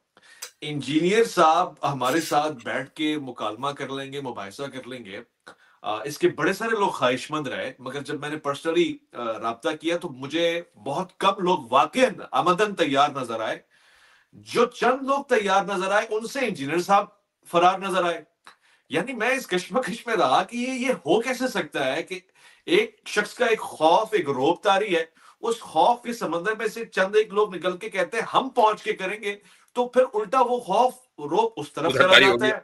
हाँ, ये मेरे लिए एक बड़ा एक दिलचस्प किस्म का मोमेंट था कि ये कैसे, और उसके ऊपर इतनी तावीलात, इतनी इतने गलत जुमले, इतनी कहानियां जिसे हम कहते हैं, जो मैंने पर्सनली एक्सपीरियंस की। मगर इस मसले के ऊपर मैंने इंजीनियर साहब का न सिर्फ दिफा किया, बल्कि ये कहा कि बावजूद इसके कि इख्तलाफ है, बावजूद इसके कि बहुत शदीद उन्होंने जो हरकतें की वो मेरे ख्याल अखलाक के जुमरे में नहीं आती, कि अपने दोस्तों को कहना कि जाएं नेगेटिव कमेंट्स करें या हमारा फेसबुक हैक कर लें या ये सब चीजें। मैं इस राय पे हूं कि जो इंसान ये कहता है कि मेरे नबी से है कोई नहीं, वो कम से कम रिसालत माब सल्लल्लाहु अलैहि वसल्लम की शान में आमदन दानिस्ता इरादतन गुस्ताखी नहीं कर सकता। मेरा से एक छोटा सा वो है। और दूसरा मेरा कंपैरिजन ये है कि हमारी दोस्त हैं और बहुत प्यारा रिश्ता है, मेरे तो कराची में पड़ोसी हैं। मैं ये जुमला इसलिए नहीं कह रहा कि मुझे उनको टारगेट करना है। मैं सिर्फ ये कंपैरिजन कर रहा हूं कि अगर मुफ्ती तारिक मसूद साहब के लिए मामलात गुंजाइश के बन सकते हैं, उनकी बात को समझा जा सकता है, उन्हें मौका दिया जा सकता है, हमारे अपने दोस्त मुफ्ती हनीफ कुरैशी साहब के लिए अगर उनकी बात को समझा जा सकता है, बावजूद के पर्चों पे पर्चे और गुस्ताखी और तौहीन की एफआईआर जो सारी चीजें हैं, तो इन साहब को भी मौका दिया जा सकता है और इनसे क्लैरिफिकेशन ली जा सकती है, इनको तावील करने का, तौबा करने का कुछ तो मौका दिया जा सकता है। बिल्कुल, ये नहीं मुफ्ती साहब? मैं आपकी बात से 100% नहीं 200% मुत्तफिक हूँ कि अगर किसी यानी एक आदमी जो ये कह रहा है कि मेरे नबी सा है ही कोई नहीं, तो वो अमदन आप सल्लल्लाहु अलैहि वसल्लम की शान में गुस्ताखी नहीं कर सकता। आपकी 1000% आपसे इत्तेफाक है। दूसरी बात, मुफ्ती तारिक मसूद साहब हो या कोई दूसरी शख्सियत हो, मैं मुफ्ती हनीफ कुरैशी साहब से क्या मामला हुआ मैं उससे वाकिफ नहीं हूँ, इसलिए मैं उस पर कॉमेंट नहीं कर सकता। लेकिन मुफ्ती तारिक मसूद साहब का एक वाकया अब से कोई तकरीबन 1 साल पहले एग्जैक्टली इन्हीं दिनों में हुआ था, और उनके ताल्लुक से एकदम पर्चेबाजी और FIR वगैरह की कोशिशें शुरू हो गई थी। लेकिन एक बहुत बड़ा फर्क ये है कि मुफ्ती तारिक मसूद साहब ने जिस दिन उनका बयान वायरल हुआ, उसी दिन अपने उस्ताद के कहने से माफी मांग ली थी, रुजू कर लिया था। 1 मरतबा नहीं, 2 मरतबा रुजू किया, अलग अलग वीडियो अच्छा। बनाकर। जी हाँ। अच्छा। तो जब एक आदमी माफी मांग रहा है, रुजू कर रहा है, कह रहा है कि जी गुफ्तगू की रो में मैंने ये लफ्ज बोल दिया था, वरना मेरा मकसद ये नहीं था, बात खत्म हो गई। इंजीनियर साहब 1 मरतबा नहीं 3 मरतबा वीडियो बनाते हैं और अपने कमेंट को जस्टिफाई करते हैं। अगर वो 1 मरतबा भी ये कह देते भाई हाँ मुझसे गलती हो गई, मुझे ये लफ्ज नहीं बोलना चाहिए, तो बात खत्म हो जाती। तो ये जो नार्सिसिज्म है ना, ये असल में इंसान को ले डूबती है। यही मैं ट्रैक रिकॉर्ड की जो बात कर रहा था, वो इस तनाजुर में कर रहा था कि उनको कम से कम अगर ये इसमें वो दब ना जाते, उनकी बात नीची ना हो जाती अगर वो ये कहते कि शान रिसालत सल्लल्लाहु अलैहि वसल्लम के लिए मैं इससे बेहतर अल्फाज का इंतखाब कर सकता था, बात खत्म हो जाती। जी, बहुत बेहतर, बहुत बेहतर, बहुत मुनासिब। साथ साथ कमेंट्स भी ले रहा हूँ मैं, क्वेश्चंस भी ले रहा हूँ। मुफ्ती साहब का टाइम बहुत कीमती है, मैं एक बार फिर से शुक्रगुजार हूँ कि आपने अपना वक्त इनायत फरमाया। मुझसे बहुत सारे ऐसे लोग हैं जो रैंडमली यूट्यूब, सोशल मीडिया के क्लिप्स, लेक्चर्स के जरिए ही इस्लाम को समझ पाते हैं। ना उनकी रसाई है कि वो किताबों तक जा सकें या उलमा की सोहबत में बैठ सकें। तो इस सोशल मीडिया के तहत जिन्होंने इस्लाम लिया है, चाहे वो कोई भी तबका हो, चाहे वो गांधी साहब का तबका हो, चाहे वो अहमद शेख का तबका हो, चाहे वो इंजीनियर मोहम्मद अली मिर्जा का तबका हो, चाहे कोई भी, ये जिसने आप डॉक्टर इसरार की वीडियो सुनना शुरू की है और वो इससे इंप्रेस होता है, अ, उन लोगों को ख्वाहिश तो है, दीन जानने की तड़प तो है, कहीं ना कहीं गलती, कोताही, मिस्टेक, जज्बातियात, ये सब चीजें आ जाती हैं। उनके लिए क्या पैगाम है आपका कि किस तरह से वो अपने आप को सिरात मुस्तकीम पे गामजन कर सके बायस हुए बगैर? देखिए, एक बहुत बड़ी तादाद आज के दौर में वही है कि जो सोशल मीडिया से दीन सीखती है। एक उसूल जो जहन में रखना चाहिए सभी लोगों को, वो ये कि कुरान और सुन्नत और फिर यानी किताबुल्लाह के साथ साथ, किताबुल्लाह में दोनों चीज आ गई, यानी कुरान भी है और सुन्नत भी अपने वसी मफहूम में, और किताबुल्लाह के साथ साथ रिजालुल्लाह, इन दोनों का कॉम्बो मिलकर दीन बनता है। यानी अगर आप रिजालुल्लाह को मुस्तरद कर दें और सिर्फ किताबुल्लाह को सामने रखें, या सिर्फ रिजालुल्लाह को सामने रखें और किताबुल्लाह को साइड लाइन कर दें, तो ये दोनों ही चीजें डेंजरस हैं। जो लोग रिजालुल्लाह को साइडलाइन करते हैं और सिर्फ किताबुल्लाह को सामने रखते हैं, तो इनमें भी 2 तबके हैं। या तो फिर वो हैं कि जो सिर्फ कुरान को सामने रखते हैं और सुन्नत को साइडलाइन कर देते हैं, यही लोग मुनकिरीन हदीस हैं। और अगर वो लोग किताबुल्लाह के वसी मफहूम को लेकर चलते हैं, उसमें कुरान भी है और सुन्नत भी है, और रिजालुल्लाह को साइडलाइन कर दिया, ये वो लोग हैं जो कुरान और सुन्नत को बगैर किसी बुनियाद के अपनी समझ के तौर पर अपनी समझ का, समझ लीजिए, मैदान बनाते हैं और उल्टे सीधे मसाइल का उनसे इस्तेंबात करते हैं और फुकहा या मुहद्दिसीन को साइडलाइन कर देते हैं। तो ये लोग भी इवेंचुअली गुमराही का शिकार हो जाते हैं। जो लोग रिजालुल्लाह और किताबुल्लाह दोनों को लेकर चल रहे हैं, और रिजालुल्लाह से मुराद वो नहीं है कि हर वो शख्स के जो सोशल मीडिया के ऊपर बैठा हुआ हो। हमारे पास रिजालुल्लाह का पूरा एक सिलसिला है। एक ताबिई हैं, उन्होंने ये बात इरशाद फरमाई है कि लौलल इस्नादु लमा क़ाला लक़ाल मन शाअ मा शाअ, कि अगर सनद का सिलसिला हमारी उम्मत में न होता तो जिसकी जो मर्जी आए वो कह रहा होता। लेकिन हमारे यहाँ सनद का सिलसिला है, तो रिजालुल्लाह वो रिजाल हैं कि जो सनद के जरिए रसूल अकरम सल्लल्लाहु अलैहि वसल्लम से मंसूब हैं, और इनका आगाज सहाबा से होता है, फिर ताबिईन, तबे ताबिईन, और उसके बाद फुकहा और मुहद्दिसीन। तो इन तमाम के तमाम लोगों को लेकर जो शख्स चल रहा हो, वो दरअसल इंशाअल्लाह सिरात मुस्तकीम के ऊपर है। इसका हरगिज़ ये मतलब नहीं है कि एक आदमी हर एक की बात मान रहा हो। मसलन एक आदमी अगर हनफी फिक़्ह को फॉलो करता है, तो उसके लिए मुमकिन नहीं है कि वो एट द सेम टाइम इमाम मालिक के मसलक को भी माने, एट द सेम टाइम इमाम अहमद के मसलक को भी माने। लेकिन अगर वो हनफी है या वो शाफ़िई है, लेकिन इमाम मालिक और इमाम अबू हनीफा को वो सिरात मुस्तकीम पर मानता है, वो उनको अहले सुन्नत वल जमात में मानता है, वो उनको उलमाए हक में मानता है, तो ऐसा शख्स खुद सिरात मुस्तकीम पर है। मतलब एक सवाल हमारे तक पहुंचा है, वो इस कश्मकश में है اور وہ کہتے ہیں کہ مفتی صاحب سے بھی پوچھیں کہ وہ دل پہ ہاتھ رکھ کے بتائیں کہ انجینئر محمد علی مرزا کو سلاخوں کے پیچھے بھیجنے کی ایک ہی وجہ ہے، اور وہ یہ ہے کہ اس نے اہل بیت کے دشمنوں کو بے نقاب کیا ہے، بنو امیہ کے ان بدنما کریکٹرز کو ایکسپوز کیا ہے۔ اس پہ کس حد تک سچائی ہے، آپ کا کیا کہنا ہے؟ اب ظاہر ہے کہ میں دلوں کا حال تو جانتا نہیں ہوں، اور لیکن یہ تو پھر آپ چونکہ بہت زیادہ کلوزلی انجینئر کو فالو کر رہے ہیں، اور آپ کا ماشاءاللہ ان سے جو ایک طرح کا رنگ میں اترنے ہی والے تھے لیکن اتر نہیں پائے، آپ وہاں پہنچ بھی گئے، تو اس کی کوئی نہ کوئی وجہ بھی ہوگی۔ میں سمجھتا ہوں کہ اہل بیت کے تعلق سے انجینئر مرزا نے جو گفتگو کی ہے اس سے ان کو ویوز تو بہت ملے ہیں، اور اس سے ان کو لوگوں کی بڑی تعداد ان کی طرف اٹریکٹ ہوئی ہے، کیونکہ یہ وہ حساس موضوع ہے کہ جو بھی اس موضوع پر گفتگو کرتا ہے تو اس کی ویڈیو چلتی ہے، اس کی ویڈیو وائرل ہوتی ہے۔ لیکن میں نہیں سمجھتا کہ یہی اکیلی ایک بنیاد ہے، چونکہ کیا انجینئر نے صرف اہل بیت کے تعلق سے کچھ صحابہ کرام رضی اللہ عنہم کے خلاف گفتگو کی ہے صرف اہل بیت کے حوالے سے، یا یہ کہ وہ آگے بڑھ کر ائمہ اعظام اور اولیاء اللہ اور اسی طریقے سے پاکستان کے حد تک جتنے بھی مسالک پائے جاتے ہیں ان تمام مسالک کے خلاف جو الٹی سیدھی انہوں نے گفتگو کی ہے، یہ تمام کا تمام جو ٹریک ریکارڈ ہے یہ سبب بنا ہے، یہ میں کہہ سکتا ہوں۔ لیکن صرف آپ اس کو یہ کہیں کہ نہیں چونکہ اہل بیت کے دفاع میں یہ صاحب کھڑے تھے اور آپ ان کو سیدنا حسین رضی اللہ عنہ کے لشکر میں شامل کر کے ان کی شہادت کے بغیر ان کو شہید اسلام قرار دے دیں، تو میں نہیں سمجھتا کہ یہ مناسب ہے۔ خوب، اس سلسلے میں ایک بڑا سنجیدہ قسم کا سوال یہ ہے کہ چاہے کوئی بھی شخص ہو، میں خالی انجینئر محمد علی مرزا کی بات نہیں کر رہا، اس کا کوئی پازیٹیو ایکسپیکٹ نہیں دیکھا جائے گا کہ اس نے دین کی اتنی خدمت کی ہے، اتنے اس نے ریسرچ ورک کیا ہے، اتنی اس کی ویڈیوز ہیں، کتنے صحابہ کی شان اس نے بیان کی ہے، کتنا قرآن اس نے سنایا پڑھا، یہ سب کچھ ٹریک ریکارڈ میں نہیں آتا ہوتا؟ دیکھیں، اس طرح کے بہت سارے افراد ہیں، میں اس کو ایک حصی مثال سے آپ کے سامنے رکھوں گا، اور وہ یہ کہ ایک آدمی بڑا شاندار کھانا بناتا ہے، بہت لذیذ ہے، بڑا خوشنما ہے، خوش ذائقہ ہے، لیکن آخر میں، اور ہم مغربی ممالک میں رہتے ہیں، آپ بھی ایک ایسے ملک میں ہیں کہ جہاں پر ایک گوروں کی تہذیب غالب ہے، میں بھی ایک ایسے ملک میں رہتا ہوں، تو اس طرح کے ریسٹورینٹس خوب مل جائیں گے آپ کو کہ جہاں جب آپ جائیں گے تو بڑی زبردست ڈیکوریشن ہوگی، کھانے میں پریزنٹیشن بہت شاندار ہوگی، اور ہو سکتا ہے کہ ذائقہ بھی بہت زبردست ہو، لیکن الکوہل ملا دیتے ہیں۔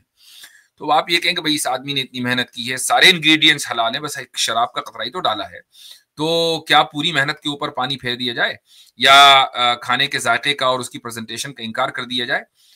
ظاہر ہے بالکل کیا جائے گا، چونکہ وہ جو شراب کا ایک قطرہ ہے اس نے پورے کھانے کو نجس کر دیا ہے۔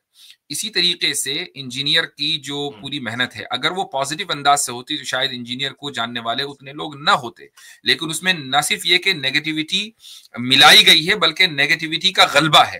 اس لیے میں نہیں سمجھتا کہ یہ کہا جائے گا کہ چونکہ انہوں نے اتنے عظیم الشان کام کیے لہٰذا ان کو ان کے ساتھ معاملہ ذرا دوسرے انداز کا ہونا چاہیے۔ بہت خوب، بہت خوب۔ ایک صاحب فرماتے ہیں کہ ایاز نام ہے ان کا، فرماتے ہیں کہ شیخ صاحب کو اللہ یاری سے مناظرے کی دعوت دیں اس پلیٹ فارم کے ذریعے۔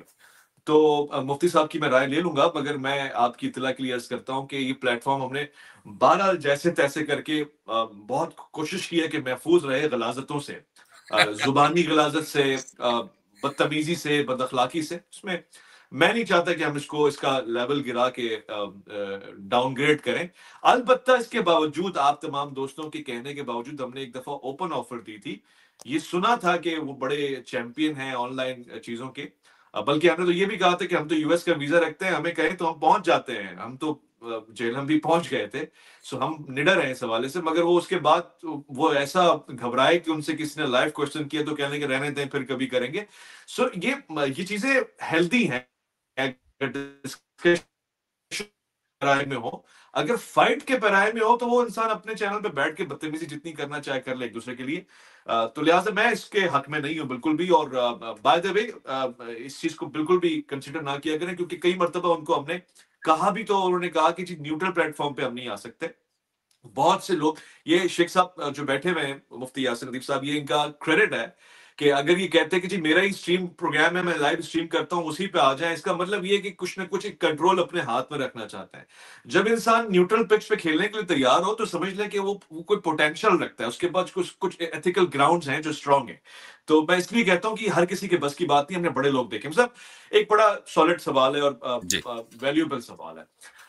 قرآن شریف پڑھتے ہوئے ہم کچھ ایسے جملوں سے گزرتے ہیں جو ہماری سمجھ سے بالاتر ہے، لیکن ظاہر دل اور دماغ میں کوئی نہ کوئی معنی، کوئی ترجمہ، کوئی خیال تو پیدا ہوتا ہے. تو اگر وہ خیال باطل ہے یا وہ صحیح نہیں ہے مثلاً، تو کیا میں اس کی توہین کر رہا ہوں یا مجھ سے کوئی خطا ہو رہی ہے جس کا مجھے اندازہ نہیں ہو رہا؟ مثلاً ایک آیت کے معنی یہ نہیں تھے، میں نے اس کے غلط معنی لیے، تو کیا میں نے توہین کر دی؟ میں سمجھتا ہوں کہ اگر اس کی کوئی واضح انداز سے مثال سامنے آ جائے تو شاید کامنٹ کرنا زیادہ مناسب رہے گا، لیکن اگر کوئی مثال نہیں ہے، ایک اصولی بات آپ مجھ سے پوچھ رہے ہیں، تو اصولی جواب اس کا یہی ہوگا کہ ایک شخص اگر کسی آیت سے گزرا اور اس نے اس کے کوئی معنی مراد لیے، تو اس کو توہین کے زمرے میں تو نہیں رکھا جا سکتا، لیکن یہ دیکھا جائے گا کہ جو معنی اس شخص نے مراد لیے ہیں کیا وہ معنی خود اصول تفسیر کے مطابق ہیں یا نہیں.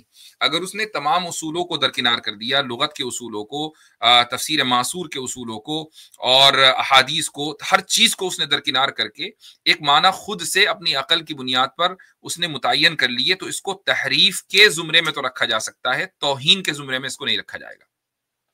بہت بہتر. اب وہ تمام باتیں سامنے رکھتے ہیں جس کو چل مان لیے کہ انجینئر صاحب تو جیل کے پیچھے ہیں، مگر کل کو کوئی انجینئر صاحب کے شاگرد اٹھ کے کہتا ہے کہ وہ تمام مقدمے جو انجینئر اٹھاتا رہا، مثلاً وہ دیوبندی مکتب فکر میں رہ کر ہو یا بریلوی مکتب فکر میں رہ کر ہو، جناب اشرف علی تھانوی کی سارے کلام ہوں، ان کی کتابیں ہوں، ان کے جملے ہوں، ان کے عقائد ہوں، یا احمد رضا خان بریلوی کے حوالے سے ہوں، یا کسی تیسرے شخص کے حوالے سے ہوں، مثال کے طور پہ کوئی آیت اللہ ہو، ان تمام مقدمات کا جواب تو کبھی نہ کبھی دینا ہوگا نا، چاہے وہ پروپیگنڈا کی بنیاد پہ کیوں نہ ہو.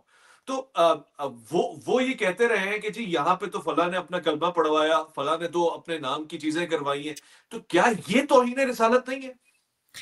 میں نہیں سمجھتا کہ انجینئر کے جو اسٹوڈنٹس ہیں ان کا یہ کہنا کہ ان کا تو جواب آنا چاہیے، یہ ان کی اپنی کم علمی تو ہو سکتی ہے کہ وہ اس طرح کے جو جوابات ان حضرات کے جو شاگرد ہیں یا شاگردوں کے جو شاگرد ہیں، جن لوگوں کا آپ نے نام لیا ہے، ان کی طرف سے 10 مرتبہ دیے جا چکے ہیں، اور ہاں ان لوگوں کا ان جوابوں تک ایکسس نہ ہو یہ ایک الگ بات ہے، لیکن آپ یہ نہیں کہہ سکتے کہ بھائی ان علماء نے تو کبھی اپنا دفاع نہیں کیا، اپنے ناموں کے کلمے پڑھوا دیے. یہ کہنا میں سمجھتا ہوں کہ بالکل غلط ہے. اور اگر واقعی ایسا ہوا ہے، میں اصولی طور پر بات کہہ رہا ہوں، اگر واقعی کسی شخص نے، چاہے وہ کتنا ہی بڑا عالم کیوں نہ ہو، اس نے اپنے نام کا اگر کلمہ پڑھوایا ہے اور جس طریقے سے ایک اسلام کا کلمہ ہوتا ہے، تو یقیناً یہ چیز گستاخی میں ہے، اور اگر اسلامی نظام ہو تو شاید ایسا شخص اس کے اوپر بھی سزائے موت ہی جاری ہوگی. بہت بہت واضح، بہت واضح. میں سمجھتا ہوں اس سے زیادہ کلیئر اور واضح بولڈ بات ہو نہیں سکتی کہ آپ نے اسٹریٹ فارورڈ ایک موقف دے دیا کہ اگر یہ ثابت ہو جائے کسی نے ایسا کیا ہے تو وہ تمام سزائیں اس کے حق میں ہیں، وہ جی ہاں، مرتد بھی ہے، وہ جہنمی بھی ہے، وہ کفر بھی بالکل کر گیا ہے. بہت بہت بالکل. واضح ہو گیا. تو وہ جو تعویلات پیش کی جاتی ہیں کتابوں میں کہ فلاں شخص نے یہ کیا، اصل میں آپ کہہ رہے ہیں کہ وہ ریالٹی میں ہوا ہی نہیں ہے، وہ ان سے ایکسپیکٹڈ ہے ہی نہیں. دیکھیں دونوں چیز ہو سکتی ہیں، انڈیویجول واقعے کے اوپر میں کوئی کامنٹ نہیں کر رہا ہوں. دونوں طرح کی باتیں ہو سکتی ہیں. یہ بھی ہو سکتا ہے کہ وہ ریالٹی میں نہ ہوا ہو، اور یہ بھی ہو سکتا ہے کہ جس طریقے سے اس کو پریزنٹ کیا جا رہا ہے اس طریقے سے نہ ہوا ہو. میں نے ابھی دیکھیں اصل چیز جب ہم دینی ڈسکورس کرتے ہیں، بلکہ کسی بھی طرح کی اگر گفتگو کرتے ہیں، تو بنیادی چیز ہے کنسسٹنسی، کہ آپ جو بات کسی ایک شخص کے بارے میں کہہ رہے ہیں وہی اصول اور وہی معیار دوسرے شخص کے بارے میں رکھیں. آپ گواہی دیں اگرچہ وہ گواہی اپنوں کے خلاف کیوں نہ ہو، یہ کنسسٹنسی ہے. قرآن نے یہ اصول دے دیا ہے. تو میں نے ابھی ایک بات یہ کہی کہ انجینئر اگر صرف ایک ہی جملہ کہتے اور اس کے بعد یہ کہہ دیتے کہ بھائی چلو بھائی رجوع کیا میں نے، بات ختم ہو جاتی. لیکن ایک بندے کا پورا ٹریک ریکرڈ ہے. مفتی طارق مسعود صاحب کے حوالے سے ہم نے کیا کہا کہ پورا ٹریک ریکرڈ یہ ہے کہ انہوں نے کبھی دوسروں کی شان میں گستاخی نہیں کی، دل آزاری نہیں کی، اکیڈمک گفتگو کی ہے. ان کی زبان سے کوئی ایک آدھ جملہ کبھی جاری ہو گیا، بات ختم ہو گئی، معافی تلافی ہو گئی، ختم. ایسے ہی اگر کوئی ایک عالم دین ہے اور اس کا ایک پورا ٹریک ریکارڈ یہ ہے کہ وہ اسلام کے لیے اس نے لکھا ہے، اسلام کے لیے وہ لڑا ہے، اسلام کے لیے وہ کھڑا ہوا ہے اور اسلام کے لیے وہ بولا ہے، اس کی پوری زندگی دین کی خدمت کے لیے وقف ہے، اگر اس کی زندگی میں کوئی ایک واقعہ ایسا ہو جائے کہ جس کو آپ یہ کہہ سکتے ہیں کہ ظاہری طور پر یہ نامناسب ہے لیکن اس کی تعویل بھی کی جا سکتی ہے، تو پھر امام ابو حنیفہ کا اصول یہ ہے کہ اس کی تعویل کی جائے گی، تو اس کے ٹریک ریکارڈ کو سامنے رکھا جائے گا۔ بہت خوب، بہت خوب، اس کے ٹریک ریکارڈ کو سامنے رکھا جائے گا اور اسی کے اوپر مبنی فیصلہ دیا جائے گا۔ قبلہ ایک حدیث بھی میں کوٹ کر دیتا ہوں جو بھی میرے ذہن میں آئی، کہ رسول اکرم صلی اللہ علیہ وسلم کا ارشاد ہے کہ اقیل ذوی الہیئات من عثراتہم، کہ جو ذوی الہیئات ہیں یعنی جو معزز شخصیات ہیں، تو ان کی جو زلات ہیں یا جہاں انہوں نے کچھ ایسی ایررز کر دیے ہیں، کچھ ایررز ان ججمنٹ ہیں یا ان کی کچھ تھوڑی بہت غلطیاں ہیں، تو ان سے درگزر کیا جانا چاہیے۔ اس حدیث سے پتہ چلتا ہے کہ ٹریک ریکارڈ کو سامنے رکھنا چاہیے۔ اچھا، ان کے معاملے میں آپ کہہ رہے ہیں کہ رعایت ہو جائے، درگزر ہو جائے، اگر تعویل ممکن لوگوں کو بچا رہے ہیں؟ نہیں، اگر تعویل ممکن ہے، میں نے پہلے ہی کہا کہ ایک جملہ ایسا ہے کہ جس کی آپ تعویل کر سکتے ہیں تو تعویل کی جائے گی، اور ایک جملہ ایک آدمی ایسا ہے کہ جس کا ٹریک ریکارڈ بھی ایسا ہی ہے اور اس کی تعویل بھی ممکن نہیں، تو تعویل نہیں کی جائے گی۔ اور اصولی طور پر میں پہلے ہی بتا چکا ہوں کہ ایک آدمی اگرچہ اس کا ٹریک ریکارڈ کتنا ہی اچھا ہو، اپنے نام کا کلمہ وہ پڑھوا رہا ہے اور وہ کہہ رہا ہے کہ نہیں میں رسول اللہ ہوں کہو، تو وہ شخص گستاخ ہے اور اس کے اوپر سزائے موت جاری ہوگی اگر اسلامی نظام ہے۔ کہیں اس کا یہ مطلب تو نہیں ہے کہ میں اگر دیوبندی ہو کے توہین یا گستاخی کرتا ہوں تو میرے لیے معافی کے راستے ہیں، میں بریلوی ہو کے کر جاؤں تو میرے لیے معافی کے راستے ہیں، میں اگر یہ کہوں کہ جی میں کسی فرقے کو نہیں مانتا، پھر میں اگر کسی کے جملے کو کوٹ کر دوں تو مجھ پہ توہین اور گستاخی ہو جائے گی؟ نہیں، یا تو میں اپنی بات شاید واضح نہیں کر سکا یا آپ اس کو نہیں سمجھ سکے۔ میں بار بار ایک بات کہہ رہا ہوں، وہ یہ کہ گستاخی اگر ثابت ہو جائے، وہ چاہے دیوبندی کرے کہ بریلوی کرے کہ وہ سلفی کرے کہ وہ کوئی بھی کرے، گستاخی اگر ثابت ہو جائے تو یہ قابل سزا جرم ہے۔ کوئی شخص اگر اپنے نام کا کلمہ کہلوائے تو یہ گستاخی ہے اور اس شخص کے اوپر سزا جاری ہوگی، جو ورسٹ پاسبل سینیریو ہے، سزا ہے، وہ اس کے اوپر جاری ہوگی۔ یہ بالکل اصولی طور پر دو ٹوک میں نے موقف پیش کر دیا، وہ کوئی بھی ہو سکتا ہے، وہ دیوبندی ہو سکتا ہے، بریلوی ہو سکتا ہے، لیکن شرط کیا ہے کہ گستاخی ثابت ہو۔ انجینئر کے معاملے میں بھی ہمارا یہی موقف ہے کہ چونکہ معاملہ عدالت میں ہے تو گستاخی ثابت ہوگی یا نہیں ہوگی عدالت طے کرے گی۔ مان لیجیے اگر گستاخی ثابت نہ ہو عدالت میں اور انجینئر باعزت بری ہو کر واپس آ جاتے ہیں، تو میں یا میرے علاوہ دنیا کا کوئی بھی شخص انجینئر کو اس معاملے میں گستاخ نہیں کہہ سکتا، یہ اس کے لیے درست نہیں ہوگا چونکہ عدالت نے ان کو باعزت بری کر دیا۔ بہت خوب۔ صاحب اختتامی لمحات میں نے سوچا تھا کہ کچھ ایسے سوالات رکھوں گا جس کا تعلق واضحتاً بہت سے لوگوں کی معلومات سے ہوگا۔ آپ چونکہ ہندوستان سے تعلق رکھتے ہیں، میں بارہا یہ بات اس لیے کہہ رہا ہوں کہ بے شمار ہندوستانی دوستوں نے مجھے ایک پیغام دیا کہ یہاں ہمارے ہندوتوا کے جو ماننے والے لوگ ہیں، جو سناتن دھرم پہ چلتے ہیں، ان کا یہ کہنا ہے کہ خانہ کعبہ میں کسی زمانے میں دراصل خانہ کعبہ شیو مندر ہوا کرتا تھا، اور چونکہ شیو لنگ ہوا کرتا ہے، وہ حجر اسود کو شیو لنگ کہتے تھے، اس کے ٹکڑے کر دیے گئے اور اس کو لگا دیا گیا۔ اصل میں تو وہ شیو پوجا ہوا کرتی تھی۔ تو ایسے لوگوں کو علمی جواب آپ کیا دینا چاہیں گے جو اب تک یہ بلیو رکھتے ہیں کہ ہم کبھی نہ کبھی اس کو ریسٹور کریں گے کیونکہ وہ شیو لنگ ہے وہاں پہ؟ دو جواب ہیں۔ پہلا جواب تو یہ ہے کہ خانہ کعبہ میں شیو لنگ تھا، یہ ہے، اس کا ان کے پاس کیا کوئی میتھولوجیکل یا ریلیجس پروف ہے یا نہیں، وہ پیش کریں، یعنی اپنی مذہبی کتابوں میں شیو لنگ تو تھا تو پھر وہ ہزاروں سال سے ہوگا، تو ان کی کتابیں بھی ہزاروں سال سے ہیں، تو بتائیں کس کتاب میں لکھا ہوا ہے۔ Point number 1۔ پوائنٹ نمبر 2، اگر بنیاد یہ ہے کہ مذہبی صحیفوں میں کیا بات آئی ہے اس کا اعتبار ہوگا، تو مذہبی صحیفوں میں خصوصاً قرآن کریم میں یہ بات آئی ہے کہ حضرت ابراہیم علیہ الصلاۃ والسلام نے کعبۃ اللہ کی تعمیر کی، اور حضرت ابراہیم علیہ الصلاۃ والسلام موحد تھے، تو جو دنیا کی پہلی مسجد ہے وہ کعبۃ اللہ ہے۔ دراصل مشرکین نے، آئیڈل ورشپرز نے اس مسجد کے اوپر قبضہ کر کے اپنے بت وہاں رکھے تھے۔ رسول اکرم صلی اللہ علیہ وسلم نے اس مسجد کو ان بتوں سے پاک کیا ہے۔ اس کا الٹا نہیں ہوا تھا کہ بت خانے کے اوپر مسلمانوں نے قبضہ کیا ہے، بلکہ مشرکین نے ایک مسجد کے اوپر قبضہ کیا تھا اور رسول اکرم صلی اللہ علیہ وسلم نے اس مسجد کو واپس لیا ہے۔ بہت خوب، بہت خوب، بہت خوب۔ مصعب کے قاضی وقت یا مجتہد وقت یا ولی فقیہ کو یہ اختیار ہوتا ہے کہ کسی نے اگر توہین کی ہے اور وہ معافی مانگے تو وہ اس کو معاف کر دیں؟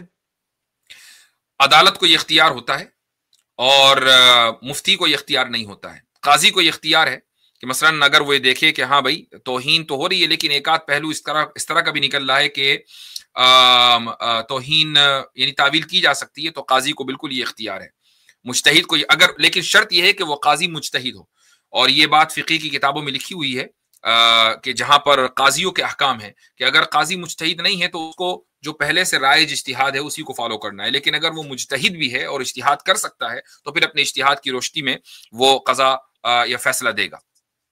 دور حاضر میں آپ کن لوگوں کو مجتہد تصور کرتے ہیں، تسلیم کرتے ہیں؟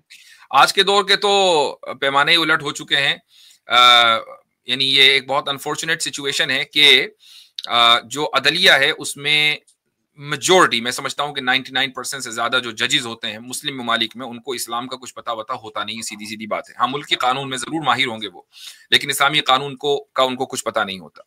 رہی بات کون لوگ اس وقت دنیا میں مجتہد ہیں، کسی کو یعنی بظاہر آئیڈینٹیفائی کر کے کوئی فائدہ نہیں ہے، لیکن ایک بڑی تعداد ماشاء اللہ اس وقت ہمارے درمیان ایسی ہے کہ جو درجہ اجتہاد کے اوپر فائز ہے، وہ پاکستان میں بھی ہیں، وہ انڈیا میں بھی ہیں، اور لیکن اس دور میں جو بہترین طریقہ ہے اجتہاد کا اس کو بولا جاتا ہے الاجتہاد الاجتماعی، یعنی جو فقہ کاؤنسلز ہیں، فقہ اکیڈمیاں ہیں، وہ سعودی عرب میں بھی ہیں، پاکستان میں بھی ہیں، انڈیا میں بھی ہیں، یہ اجتماعی طور پر 200 400 500 فقہا اکیڈمک پیپرز پیش کرتے ہیں، ان پیپرز کی روشنی میں اجتہاد ہوتا ہے اور پھر کسی رائے کو منتخب کر کے لوگوں کے سامنے پیش کر دیا جاتا ہے۔ یہ اجتہاد کا بہترین طریقہ ہے اور حنفی فقہ میں اسی اجتہاد کو پروموٹ کیا گیا ہے۔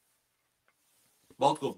ہمارے انڈیا ہی سے تعلق رکھنے والے ایک بہت عزیز ہیں، بہت پیارے دوست، انہوں نے اسپیشلی سوال بھجوایا کہ استاد ہیں، جامع کے مدیر ہیں اور دارالعلوم ندوۃ العلماء میں ایک حیثیت رکھتے ہیں، سید سلمان حسین ندوی صاحب کے حوالے سے مفتی صاحب کی کیا رائے ہے؟ موجودہ جو ان کے بیانات ہیں اس کو کس نگاہ سے دیکھتے ہیں؟ ان کی تحقیق، ان کے اجتہاد کو کیا کیسا پاتے ہیں؟ میں نہیں سمجھتا کہ ان کی کوئی تحقیق ہے یا کوئی اجتہاد ہے۔ آئی نو یہ بہت بڑا ریل مٹیریل ہونے جا رہا ہے، لیکن let it be like that. دیکھیے، سلمان ندوی صاحب کی زندگی میں اتار چڑھاؤ بہت آیا ہے، وہ بھی انجینئر کی طرح نرگسی مزاج رکھتے ہیں، اور اس مزاج کا مسئلہ یہ ہوتا ہے کہ کبھی کچھ اور کبھی کچھ۔ میں صرف ایک سوال کروں گا ان صاحب سے کہ سلمان ندوی وہ شخص ہیں کہ جو اسلامی تحریکات کے تعلق سے بہت پرجوش انداز میں بات کرتے ہیں، ہر روز ان کی کوئی نہ کوئی ویڈیو آتی ہے عالم اسلام میں کیا ہو رہا ہے، لیکن یہ ساری دنیا جانتی ہے کہ ہندوتوا نے گزشتہ 10-12 سالوں کے اندر جس طریقے سے سر اٹھایا ہے، اور اس میں بہت سے مسلمان ان کا اس ایول موومنٹ کا نشانہ بنے ہیں، تو کیا سلمان ندوی نے کبھی اس موضوع کے اوپر بھی گفتگو کی ہے؟ کیا وہ مسلمان کے جو ان کے ارد گرد، ان کے محلے میں رہ رہے ہیں، ان کے شہر میں رہ رہے ہیں، وہ مسلمان نہیں ہیں؟ کیا صرف عالم عرب میں بسنے والے مسلمان ہی مسلمان ہیں؟ تو ایک آدمی کے سے سوال اس کی کنسسٹنسی کے اوپر ہوگا کہ آخر کیا وجہ ہے، وہ کون سا انڈر دا ٹیبل معاہدہ ہے آپ کا کچھ لوگوں کے ساتھ کہ آپ ان کے تعلق سے گفتگو نہیں فرماتے ہیں اور آپ ادھر ادھر کی بہت زیادہ گفتگو کرتے ہیں؟ کیا وجہ ہے؟ تو یہ سوال تو بنے گا۔ رہی بات یہ کہ انہوں نے دینی موضوعات کے اوپر جو کام کیا ہے، ایک وقت تک میں اپنی رائے بتا دوں آپ کو، میرے وہ رول ماڈل تھے، اور یعنی لیونگ علماء میں وہ میرے رول ماڈل تھے، اور میں بہت زیادہ عزت اور احترام کے ساتھ ان کی تقریریں بھی سنتا تھا اور یہ تمنا کرتا تھا کہ مولانا سے میری ملاقات ہو جائے۔ 2-3 مرتبہ میری ان سے فون پر بات بھی ہوئی ہے، ان سے ملاقات بھی ہوئی ہے، اور یہ وہ زمانہ تھا کہ جب وہ واقعی علماء کے ترجمان تھے۔ اس کے بعد پھر ایک واقعہ ایسا ہوا کہ وہاں مسلم پرسنل لا بورڈ کا، آل انڈیا مسلم پرسنل لا بورڈ ایک وہاں بڑی ریپیوٹیبل تنظیم ہے، اس کا اجلاس تھا، اس میں ان کا کچھ اختلاف ہوا اور وہاں سے ان کی زندگی کا ٹریک بدلا۔ تو ملی مسائل کے اوپر علماء سے اختلاف کرتے کرتے کرتے جو فنڈامنٹل کور ریلیجس مسائل ہیں ان میں وہ اختلاف کرنے لگے، اور اس وقت وہ ان کی حالت یہ ہو گئی ہے کہ وہ اپنے محلے کی مسجد میں تقریر نہیں کر سکتے ہیں، اس لیے بس یوٹیوب کا سہارا لیتے ہیں۔ اچھا، یہ تو بڑی حیران کن بات ہے۔ مجھے لگا کہ ان کی پاپولیرٹی میں مزید اضافہ ہوا ہے، لوگ ان کی ویڈیوز بھیج رہے ہوتے ہیں، ان کے بیانات دے رہے ہوتے ہیں، ان کے اپنے اسٹوڈنٹس ان سے برات کا اظہار کر رہے ہیں، ان کے اپنے اسٹوڈنٹس ان کے خلاف کتابیں لکھ رہے ہیں۔ کیا وجہ ہے اس کی؟ موٹی وجہ کیا ہے اس کی؟ اس کی بنیادی وجہ یہی ہے کہ ان کو بھی انجینئر کی طرح اپنی زبان پہ کنٹرول نہیں ہے. اور یہ دیکھیں مشاجرات صحابہ 3 مسائل ایسے ہیں کہ جو بے انتہا کمپلیکیشن اپنے اندر رکھتے ہیں. پہلا مسئلہ ہے تقدیر کا، دوسرا مسئلہ ہے تقلید کا، تیسرا مسئلہ ہے مشاجرات کا. مشاجرات صحابہ اپنے اندر ایک تاریخی بھی ہے اور یعنی بہت زیادہ کمپلیکیشن رکھتا ہے. کمپلیکیشن اس معنی گر کہ اس میں کانٹرڈکٹری تاریخی روایات ہیں. اب ایک آدمی جو اپنے آپ کو محدث مانتا ہے، وہ یہ کہتا ہے کہ جی میں محدث ہوں، میں نے اصول حدیث پہ کتابیں لکھی ہیں، میں نے فلاں یہ کہا، تو اس کو اتنا تو معلوم ہونا چاہیے کہ حدیثوں کی کتابوں کے الگ الگ درجات ہیں. کچھ کتابیں ایسی ہیں جو تاریخی کتابیں مانی جاتی ہیں. مثال کے طور پر تاریخ طبری میں اگر کوئی روایت آئی تو اس کی حیثیت ایک تاریخ کی ہے، چاہے اس میں کتنی ہی لمبی سند کیوں نہ ہو. اس کے مقابلے میں اگر بخاری اور مسلم میں کوئی روایت آ گئی تو اس کی حیثیت حدیث کی ہے. اور صحابہ کرام رضی اللہ عنہم کی جو شخصیات ہیں وہ قرآنی شخصیات ہیں، وہ تاریخی شخصیات نہیں ہیں. لہٰذا اگر کوئی روایت ایسی ہے کہ جو آپ کسی حدیث کی کتاب سے اٹھائیں اور کسی صحابی کو اوپر چسپا کر دیں اور یہ کہیں کہ یہ منافق تھا، فلاں تھا، وہ تھا، تو گویا کہ یہ قرآنی شخصیات کے اوپر حملہ ہو گیا. تو اس لیے مین اسٹریم علماء نے، بلکہ میں نہیں سمجھتا کہ کوئی ایک عالم بھی کہ جس کے پاس علم دین ہے اس طرح کی زبان سے متفق ہوگا متفق جو وہ ہوگا. استعمال بہت کرتے خوب، ہیں. بہت خوب. مصعب، آپ کے مکتب فکر کے چند ایک علماء ظاہر وہ آپ کے لیے بھی بہت ہی قابل ستائش ہوں گے. کیا ایسا ہے کہ دیگر مکاتب فکر میں سے بھی کچھ علماء کو آپ پسند کرتے ہیں، ان کی آراء کو، ان کے ترجموں کو، ان کے تفاسیر کو، ان کی فقہی کوششوں کو قدر کی نگاہ سے دیکھتے ہیں اور متاثر سمجھتے ہیں؟ یہ انشاءاللہ میری گزارش ہوگی کہ اگر اس کو لاسٹ کوشچن رکھ لیں اور اس کے بعد پھر مجھے اجازت بھی دیں. بالکل بالکل. جی، تو آپ کا جو سوال ہے وہ یہ کہ اس مکتب فکر کے علاوہ مثلاً جو ماضی قریب میں علماء گزرے ہیں ان میں شیخ یوسف القرضاوی رحمہ اللہ، اور انہوں نے بڑا زبردست موسوعی کام کیا ہے. میں نے ان کی بہت سی کتابیں پڑھی بھی ہیں اور بڑا متاثر ہوا ہوں. اسی طریقے سے اگر آپ دیکھیں موجودہ دور میں مقررین میں جو پاکستان میں ایک بڑے عالم ہیں اور بریلوی مکتب فکر سے آتے ہیں، میں سمجھتا ہوں کہ وہ طارق جمیل صاحب کے مساوی ہیں. اور بہت ہی انفارچونیٹ بات یہ ہے کہ ان کا نام جو ہے میرے ذہن سے نکل رہا ہے، لیکن جب ان کی تقریر آتی ہے. ڈاکٹر طاہر القادری کی بات نہیں نہیں نہیں نہیں نہیں نہیں، اللہم صلی علی محمد. وہ بہرحال ان کی تقریر اگر میرے سامنے کبھی آ جاتی ہے تو میں تقریر پھر اپنے آپ کو روک نہیں پاتا ہوں، میں پوری سنتا ہوں. عشق نبوی ماشاء اللہ ان کی تقریر ہوتی ہے، اور مجھے معلوم ہے کہ وہ بریلوی عالم دین ہیں اور کافی مقبول ہیں دنیا بھر میں. تو باقی یہ کہ اکیڈمیکلی خود مولانا طاہر القادری صاحب ایک اکیڈمک شخصیت ہیں اور انہوں نے بھی موسوعی کام کیا ہے. خود سیرت کے حوالے سے ان کا کام بڑا زبردست ہے. ان کی کتاب ہے سیرت الرسول کے، جس کے کچھ اجزاء میں نے پڑھے ہیں اور میں متاثر ہوا ہوں. بہت خوب. بے انتہا شکریہ مفتی صاحب آپ کا، آپ کی تشریف آوری کا، آپ کے قیمتی وقت کا، اور ہمیں انشاءاللہ مستقل اب آپ کے لیے دعا کو بھی ہیں اور آپ سے وقت بھی نکالتے رہیں گے. بے شمار دعائیں میں رہیں، سائے میں رہیں سلامتیوں کے، اور اللہ نگہبان آپ کا. بارک اللہ فیکم. السلام علیکم ورحمۃ اللہ وبرکاتہ. Thank you. میں مفتی صاحب کو شکریہ ادا کرنا چاہتا ہوں دل سے. بہت قیمتی وقت نکالا انہوں نے، اور ظاہر 2-3 ممالک کا ایک سفر ہے. ایک تو مفتی صاحب کا اپنا تعلق ہندوستان سے ہے، اور میں نے آپ سے کہا کہ دیوبند میں وہ پیدا ہوئے، اس کے بعد شکاگو موو ہوئے. اس وقت میں بحیثیت پاکستانی ایک انڈین پروگرام کنڈکٹ کر رہا ہوں اپنے چینل سے. یعنی انڈین سے مراد یہ کہ میں چاہتا ہوں کہ ہندوستان کے 2 دوست ہیں وہ اس بہانے جڑیں، ملیں، سمجھیں، دینیات کا جو شوق رکھتے ہیں، جو بھائی چارگی کو سمجھتے ہیں، وہ اس پلیٹ فارم سے کنیکٹ ہو. اور ہم اس پلیٹ فارم پہ اکثر انڈین اسکالرس کو لینے کی کوشش کرتے رہتے ہیں تاکہ یہ محسوس ہو کہ ایک ہو مسلم حرم کی پاسبانی کے لیے نیل کے ساحل سے لے کر. اب جو بنیادی سوالات مفتی صاحب سے پوچھے گئے وہ ان میں سے بے شمار آپ کا نام لے کے آپ کے کامنٹس کو دیکھ کے پڑھے گئے. میرا خیال ہے، میرا گمان ہے، اگر مفتی صاحب، مفتی یاسر صاحب شیخ ڈاکٹر طاہر القادری کا نام نہیں لے رہے تھے تو پھر وہ عین ممکن ہے کہ وہ جناب پیر ثاقب رضا مصطفی صاحب کے بارے میں کہہ رہے تھے کہ ان سے بہت متاثر. میرا گمان ہے، اس کی تصدیق میں نہیں کر سکتا کیونکہ یہ چند ایک نام ہے. جو محبت کی بات کرتے ہیں، جن کی زبان سے آپ نے کبھی نفرت نہیں سنی ہوگی، تکفیر نہیں سنی ہوگی، اور وہ زبانیں ہمیں زیادہ اچھی لگتی ہیں کہ جن پہ حضور کی آل کا ذکر آتا ہے، جو درود کی لے میں خوبصورتی کے ساتھ مہک رہی ہوتی ہیں، جو صلی اللہ علیہ وآلہ وسلم کہتی ہیں. ان زبانوں سے ہمیں ویسے بھی عشق ہو جاتا ہے. تو یہ میرا گمان تھا، اس لیے میں نے اس کا اظہار کیا. میں خواتین و حضرات پابند ہوں کہ آپ کے کامنٹس میں میرے پاس چند ایک ویڈیوز بھی دی ہیں، اگر علی بھائی اس کو چلا سکے کرنٹ افیئرس کو لے کے، تاکہ ہم اس پہ آگے بات کر کے آپ سے اجازت لیں. بہت زمانے بعد لائیو کرنے کا موقع ملتا ہے، مگر کوشش یہ ہوتی ہے کہ آپ کے لیے لائیو ہو اور آپ کے کویشچنس کو لے سکوں.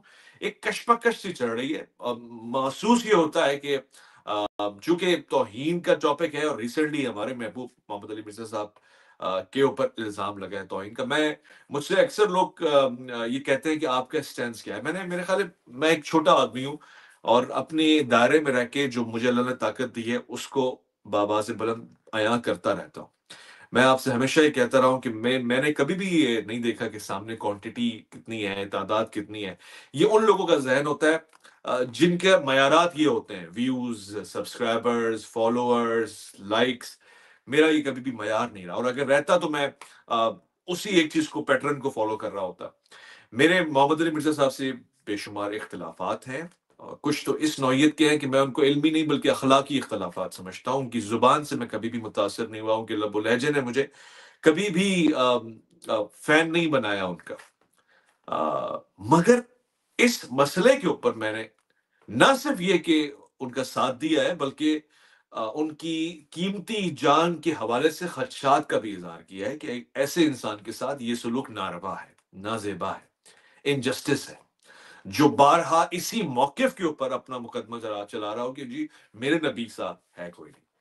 تو میں یہ بہت سے لوگوں کو حیران کرتا ہے کہ آپ کو تو اس سے کیش کرنا چاہیے، فائدہ اٹھانا چاہیے، اور جو ایک ٹولہ ہوتا ہے ہمارا، جب وہ دیکھتا ہے کہ سامنے شخص کمزور ہے تو اس وقت وہ اٹھتا ہے، وہ شور مچاتا ہے. میں تو اس سوچ کے بھی خلاف ہوں کہ جب سامنے والا کمزور ہے تو اس کی کمزوری کا فائدہ نہیں اٹھانا چاہیے. یہ علی والے کی فطرت نہیں ہوتی. ہم تو تلوار دے دیا کرتے ہیں کہ جی مقابلہ کر کے دکھاؤ اگر ہمت ہے تو. دا پوائنٹ از کہ یہ جو پورا سسٹم ہے، یہ سسٹم ہی اس مزاج کے اوپر مبنی ہے کہ ہم بس چڑھائی کر دیں اکثریت کی بنا کے اوپر، جمہوریت کا نام لے کر، کوئی کوانٹٹی کا. اور حسینی مزاج یہ ہے کہ وہ کوالٹی کے اوپر فوکس رکھتا ہے، چاہے سب اس کے مخالف کیوں نہ ہو. میں نے چند خدشات کا تحفظات کا اظہار کیا تھا کہ محمد علی مرزا صاحب بے شمار مرتبہ ایسے جملے کہہ چکے ہیں جو ناروا ہیں، نازیبا ہیں، جو کسی ایک عام مسلمان کی اہانت کے سوا کوئی اور زاویہ نہیں ہے. مگر یہ الزام لگا کے ان کو اس کے ساتھ یہ کرنا، یہ کسی بھی طرح سے جسٹیفائی نہیں ہے. اور میں چاہے اکیلا ہوں یا میرے ساتھ چار لوگ ہوں، میں ہمیشہ یہ جملہ کہتا رہوں گا اور ہمیشہ کوشش کرتا رہوں گا. ریسنٹلی مجھ سے ان کی اکیڈمی کے ساتھیوں نے بھی رابطہ کیا، اور مجھے یہ چیزیں اچھی نہیں لگتی کہ کسی کو چھوٹے چھوٹے واٹس ایپ کے ثبوت دکھایا جائیں، اس طرح کی جائیں. یہ بہت چھوٹے لیول لوگوں کا معیار ہے. نہ میں ان سے کبھی رابطہ کرتا ہوں ایز سچ، بٹ مجھے خوشی ہوئی کہ انہوں نے مجھ سے رابطہ کیا، اور انہوں نے کچھ فیکٹس میرے سامنے رکھے، فتاوے رکھے جو محمد علی مرزا صاحب کے حق میں بے شمار لوگوں نے دیا ہے. جن فتاووں کو میں قدر کی نگاہ سے دیکھتا ہوں کہ کچھ فتوے ہوتے ہیں جو غلط ٹائم پہ دیے جاتے ہیں، اور غلط دیے جاتے ہیں اور صحیح لوگوں کے خلاف دیے جاتے ہیں. کچھ فتوے صحیح ٹائم پہ دیے جاتے ہیں اور صحیح جملوں اور معنوں میں دیے جاتے ہیں. تو میں اس کو انڈورس کرتا ہوں. میں بذات خود تو ایک مفتی کی حیثیت سے فتویٰ نہیں لکھ کے دے سکتا، نہ مجھے اس کا حق ہے، مگر ان فتووں کو کڑی نگاہ سے دیکھتا ضرور ہوں، کیونکہ میرا 10 12 15 سال کا تجربہ ہے مفتیان کے ساتھ، علماء کے ساتھ بیٹھنے کا. لہٰذا میرا یہ کامنٹ ویلیوبل ہے کہ یہ جتنے بھی فتوے میں دیکھ رہا ہوں بہت عقلی ہے، سنجیدگی کے اوپر مبنی ہے. لوگ محمد علی مرزا سے نفرت بھی کرتے ہو، مگر وہ یہ نہیں کہہ پا رہے دل اور زبان سے کہ اس نے گستاخی کی ہے، کیونکہ وہ جانتے کہ انہوں نے گستاخی نہیں کی ہے. وہ جانتے ہیں کہ اس شخص کے ساتھ ان کا کینہ ہے، ان کا پرانا مسئلہ ہے، اس کا اپنا ٹریک ریکارڈ شاید جیسے کہ مفتی صاحب فرما رہے تھے کہ اس طرح کا ہو. مگر یہ الزام لگا کے سلاخوں کے پیچھے بھیجنا بہرحال جسٹیفائڈ نہیں. اسلامی نظریاتی کونسل کے دامن میں یہ بات ہے، اور امید کرتا ہوں کہ اس سے کوئی خیر کی چیز نکل آئے گی، جس کے امکانات اس لیے کم ہے کہ اسلامی نظریاتی کونسل کا جہاں کردار ہونا چاہیے، جہاں ہوتا ہے، جہاں بہت پاورفل کردار ہے، وہاں سے ان کو ایک مشاورت کی حیثیت سے لیا جاتا ہے، انالیسس لیا جاتا ہے، ان کا رائے لی جاتی ہے، ان کی فیصلہ نہیں صادر کر سکتے وہ. اور پھر یہی تو ایک مسئلہ ہے جس پہ تمام مکاتب فکر تقریباً یکجا ہے.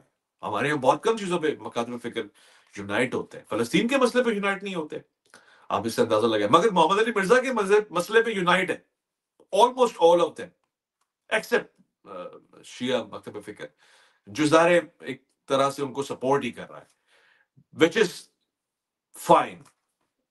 بٹ جتنے بھی مکاتب فکر ہیں وہ یہ کلیئر لے چکے ہیں کہ جی محمد علی مرزا ہمارا دشمن ہے اور ہم نے اس کو چھوڑنا نہیں، کیونکہ بڑی مشکل سے ہمارے ہاتھ میں آ گئے. سو میں سوچ کے ضد میں کھڑا ہوا ہوں، اور میں نے اس پہ کوئی بہت پروگرامز نہیں کرنے، بہت سارا شور نہیں مچانا، میں نے کوئی اس کے اوپر ریلیاں نہیں نکالنی، جلوس نہیں کرنے، اسپیچز نہیں دینی ہے. بٹ مجھ سے اگر کوئی رائے پوچھتا ہے تو میں اس کو یہ بڑا کلیئرلی کوٹ کرتا ہوں کہ جی میں ان کے ساتھ ذاتی علمی اخلاقی اختلاف رکھتا ہوں اور رکھتا رہوں گا، اور ہمیشہ کہتا رہوں گا کہ اس نے بے شمار غلطیاں کی ہیں، بے شمار ایسے کام کیے ہیں جس سے ایک فرقہ ڈیولپ ہو گیا ہے ان کا. اور ابھی بھی آپ دیکھ لیں کہ وہ فرقہ اپنا کام کر رہا ہوتا ہے، جس کو میں نے فرقہ جہلمیہ بھی نام دیا. بٹ یہ میرا ان کے ساتھ ایک ٹیکنیکل ایشو ہے، میں جو غلط سمجھتا ہوں وہ کہتا ہوں. اس مسئلے کے اوپر میں غلط نہیں سمجھتا، اور میں سمجھتا ہوں کہ ان کے ساتھ غلط ہو رہا ہے وچ از ناٹ جسٹیفائڈ. تو مجھ سے جب ان کی ٹیم نے رابطہ کیا تو میں نے بھی ان سے خیر خواہی کے ساتھ اسی چیز کا ذکر کیا کہ اپنی ٹیم کو اسٹرانگ کریں، اپنے لائرز کو اسٹرانگ کریں. اس سلسلے میں میری کوئی ہیلپ چاہیے، بااثر شخصیت تک پہنچنا چاہیے، ان سے بات کرنی چاہیے، ان سے ملاقات کرنی چاہیے، ان کو آپ کا مقدمہ جانا چاہیے. آئسولیٹ نہ کریں اپنے مقدمے کو آپ، اس لیے کہ میں جانتا ہوں کہ ہمارے یہاں با اثر مقامات کے اوپر جہاں بہت پاورفل لوگ بیٹھے ہوتے ہیں، ان کے ساتھ کچھ ایسی ٹنکیاں بیٹھی ہوتی ہیں مولویوں کے روپ میں، جن کے اپنے اوپر شرابوں کے کیسز ہوتے ہیں، جن کے اپنے اوپر اخبار میں آئی ہوئی خبریں ہوتی ہیں. وہ کہتے ہیں نا کار میں جائیں گے اخبار میں آئیں گے، وہ سب ان کے ساتھ ہوا ہوتا ہے. اور ان کا کام یہ ہوتا ہے کہ جو موجودہ حکومت آ جائے، جو سسٹم چل رہا ہو، اس کے وہ چیلے بن جاتے ہیں. اصل میں وہ مرید اس چیلے کے ہوتے ہیں. تو وہ لگے ہوئے اس طرح کے کاموں میں کہ بس کسی طرح کسی کا چیپٹر کلوز کرتے ہیں. یہ ان کے ذہن نہیں ہے ان کو، بلکہ شاید ان کی سلسلوں نے ان کو بتایا کہ یہ یزیدیت ہے نا، اور یہ یزیدیت ان کے اندر موقع پرست لوگ ہیں، موقع تلاش کرتے ہیں کہ ایسا کوئی موقع مل جائے کہ سامنے والا کمزور ہے، چڑھائی کرتے. تو میں چونکہ جانتا ہوں اور دیکھ رہا ہوں کہ وہ صرف ظلم، بربریت، ناانصافی کے اوپر مبنی ایک سوچ قائم کرنا چاہ رہے ہیں، جس کی ان کو آج نہیں تو کل شرمندگی ہوگی. ضرورت بہت سارے لوگ زندگی میں کسی کی قدر نہیں کر پاتے، زندگی میں کسی کی ویلیو کو نہیں سمجھ پاتے، مگر ان کے جانے کے بعد انہیں قدر ہوتی ہے. مجھ سے لکھ لیں کہ یہ اکثر لوگ مرزا محمد علی کے جانے کے بعد بولیں گے بڑا اچھا آدمی تھا، بڑی اچھی باتیں کی ہیں.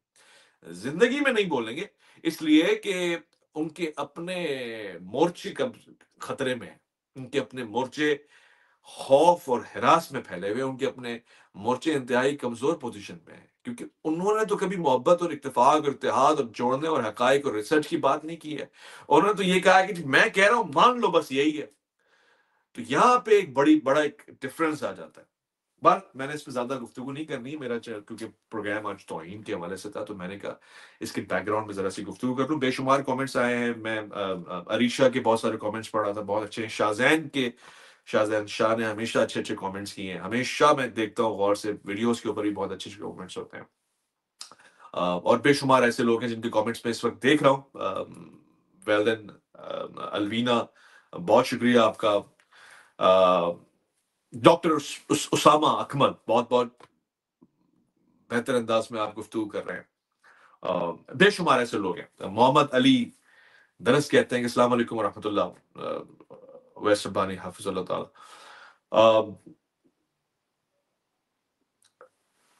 شکریہ کہتا ہوں میں آپ کا، اور اپنا خیال رکھیں گے، آپ اپنے سے بڑھ کے خیال رکھیں گے ملک پاکستان کا، ہندوستان میں رہنے والے مسلمان، ہندوستان میں رہنے والے وہ لوگ جو ظلم اور بربریت کا شکار ہیں، چاہے وہ کسی بھی جانب سے ہو، چاہے وہ کسی بھی سمت میں ہو.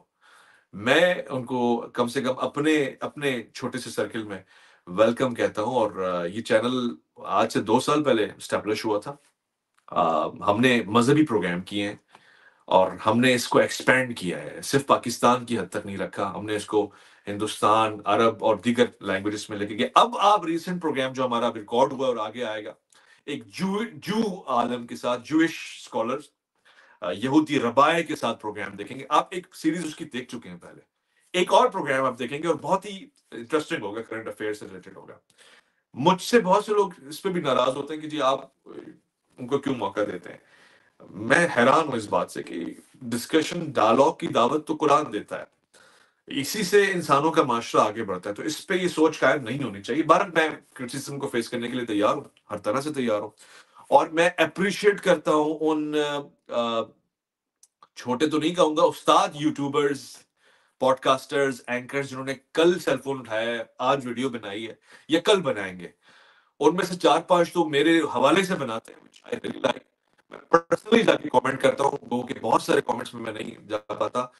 میں ان کی ویڈیوز کو نام لے کے میں ان کو وہ نہیں کروں گا کہ وہ برا مانے، بٹ میں چاہتا ہوں کہ اور اچھی اچھی ویڈیوز بنائیں، چاہے مجھ پہ کرٹیسائز کریں، کیونکہ یہ آپ کا حق ہے، یہ حق آپ کو اللہ نے دیا ہے۔ یہ جب زندگی اس نے روح پھونکی ہے نا، تو آپ کو یہ تمام حقوق کے ساتھ اس نے کمپلیٹ پیکج بنایا ہے۔ سو آپ کا حق ہے کہ آپ اتفاق کریں یا اختلاف کریں، آپ کا حق ہے، مگر اس حق کو حق کے ساتھ نبھائیں، یعنی اخلاق جسٹیفائی کرتے ہوئے۔ تھینک یو سو مچ، خیال رکھیں گے اپنا، دعا کو رہیں گے حضور سرور کائنات اور ان کی آل سے محبت عملی مراحل سے گزرتے ہوئے خدا اپنی بارگاہ میں قبول فرمائے۔ فلسطین کے لیے، دنیا میں جہاں جہاں مسلمان ہیں، انسان ہے اور مشکل میں ہے، اس کے لیے آپ کی آواز اٹھنی چاہیے، آپ کا مقدم بیان ہونا چاہیے۔ زندہ رہنے والے لوگوں کی یہ مثال ہوتی ہے خواتین و حضرات۔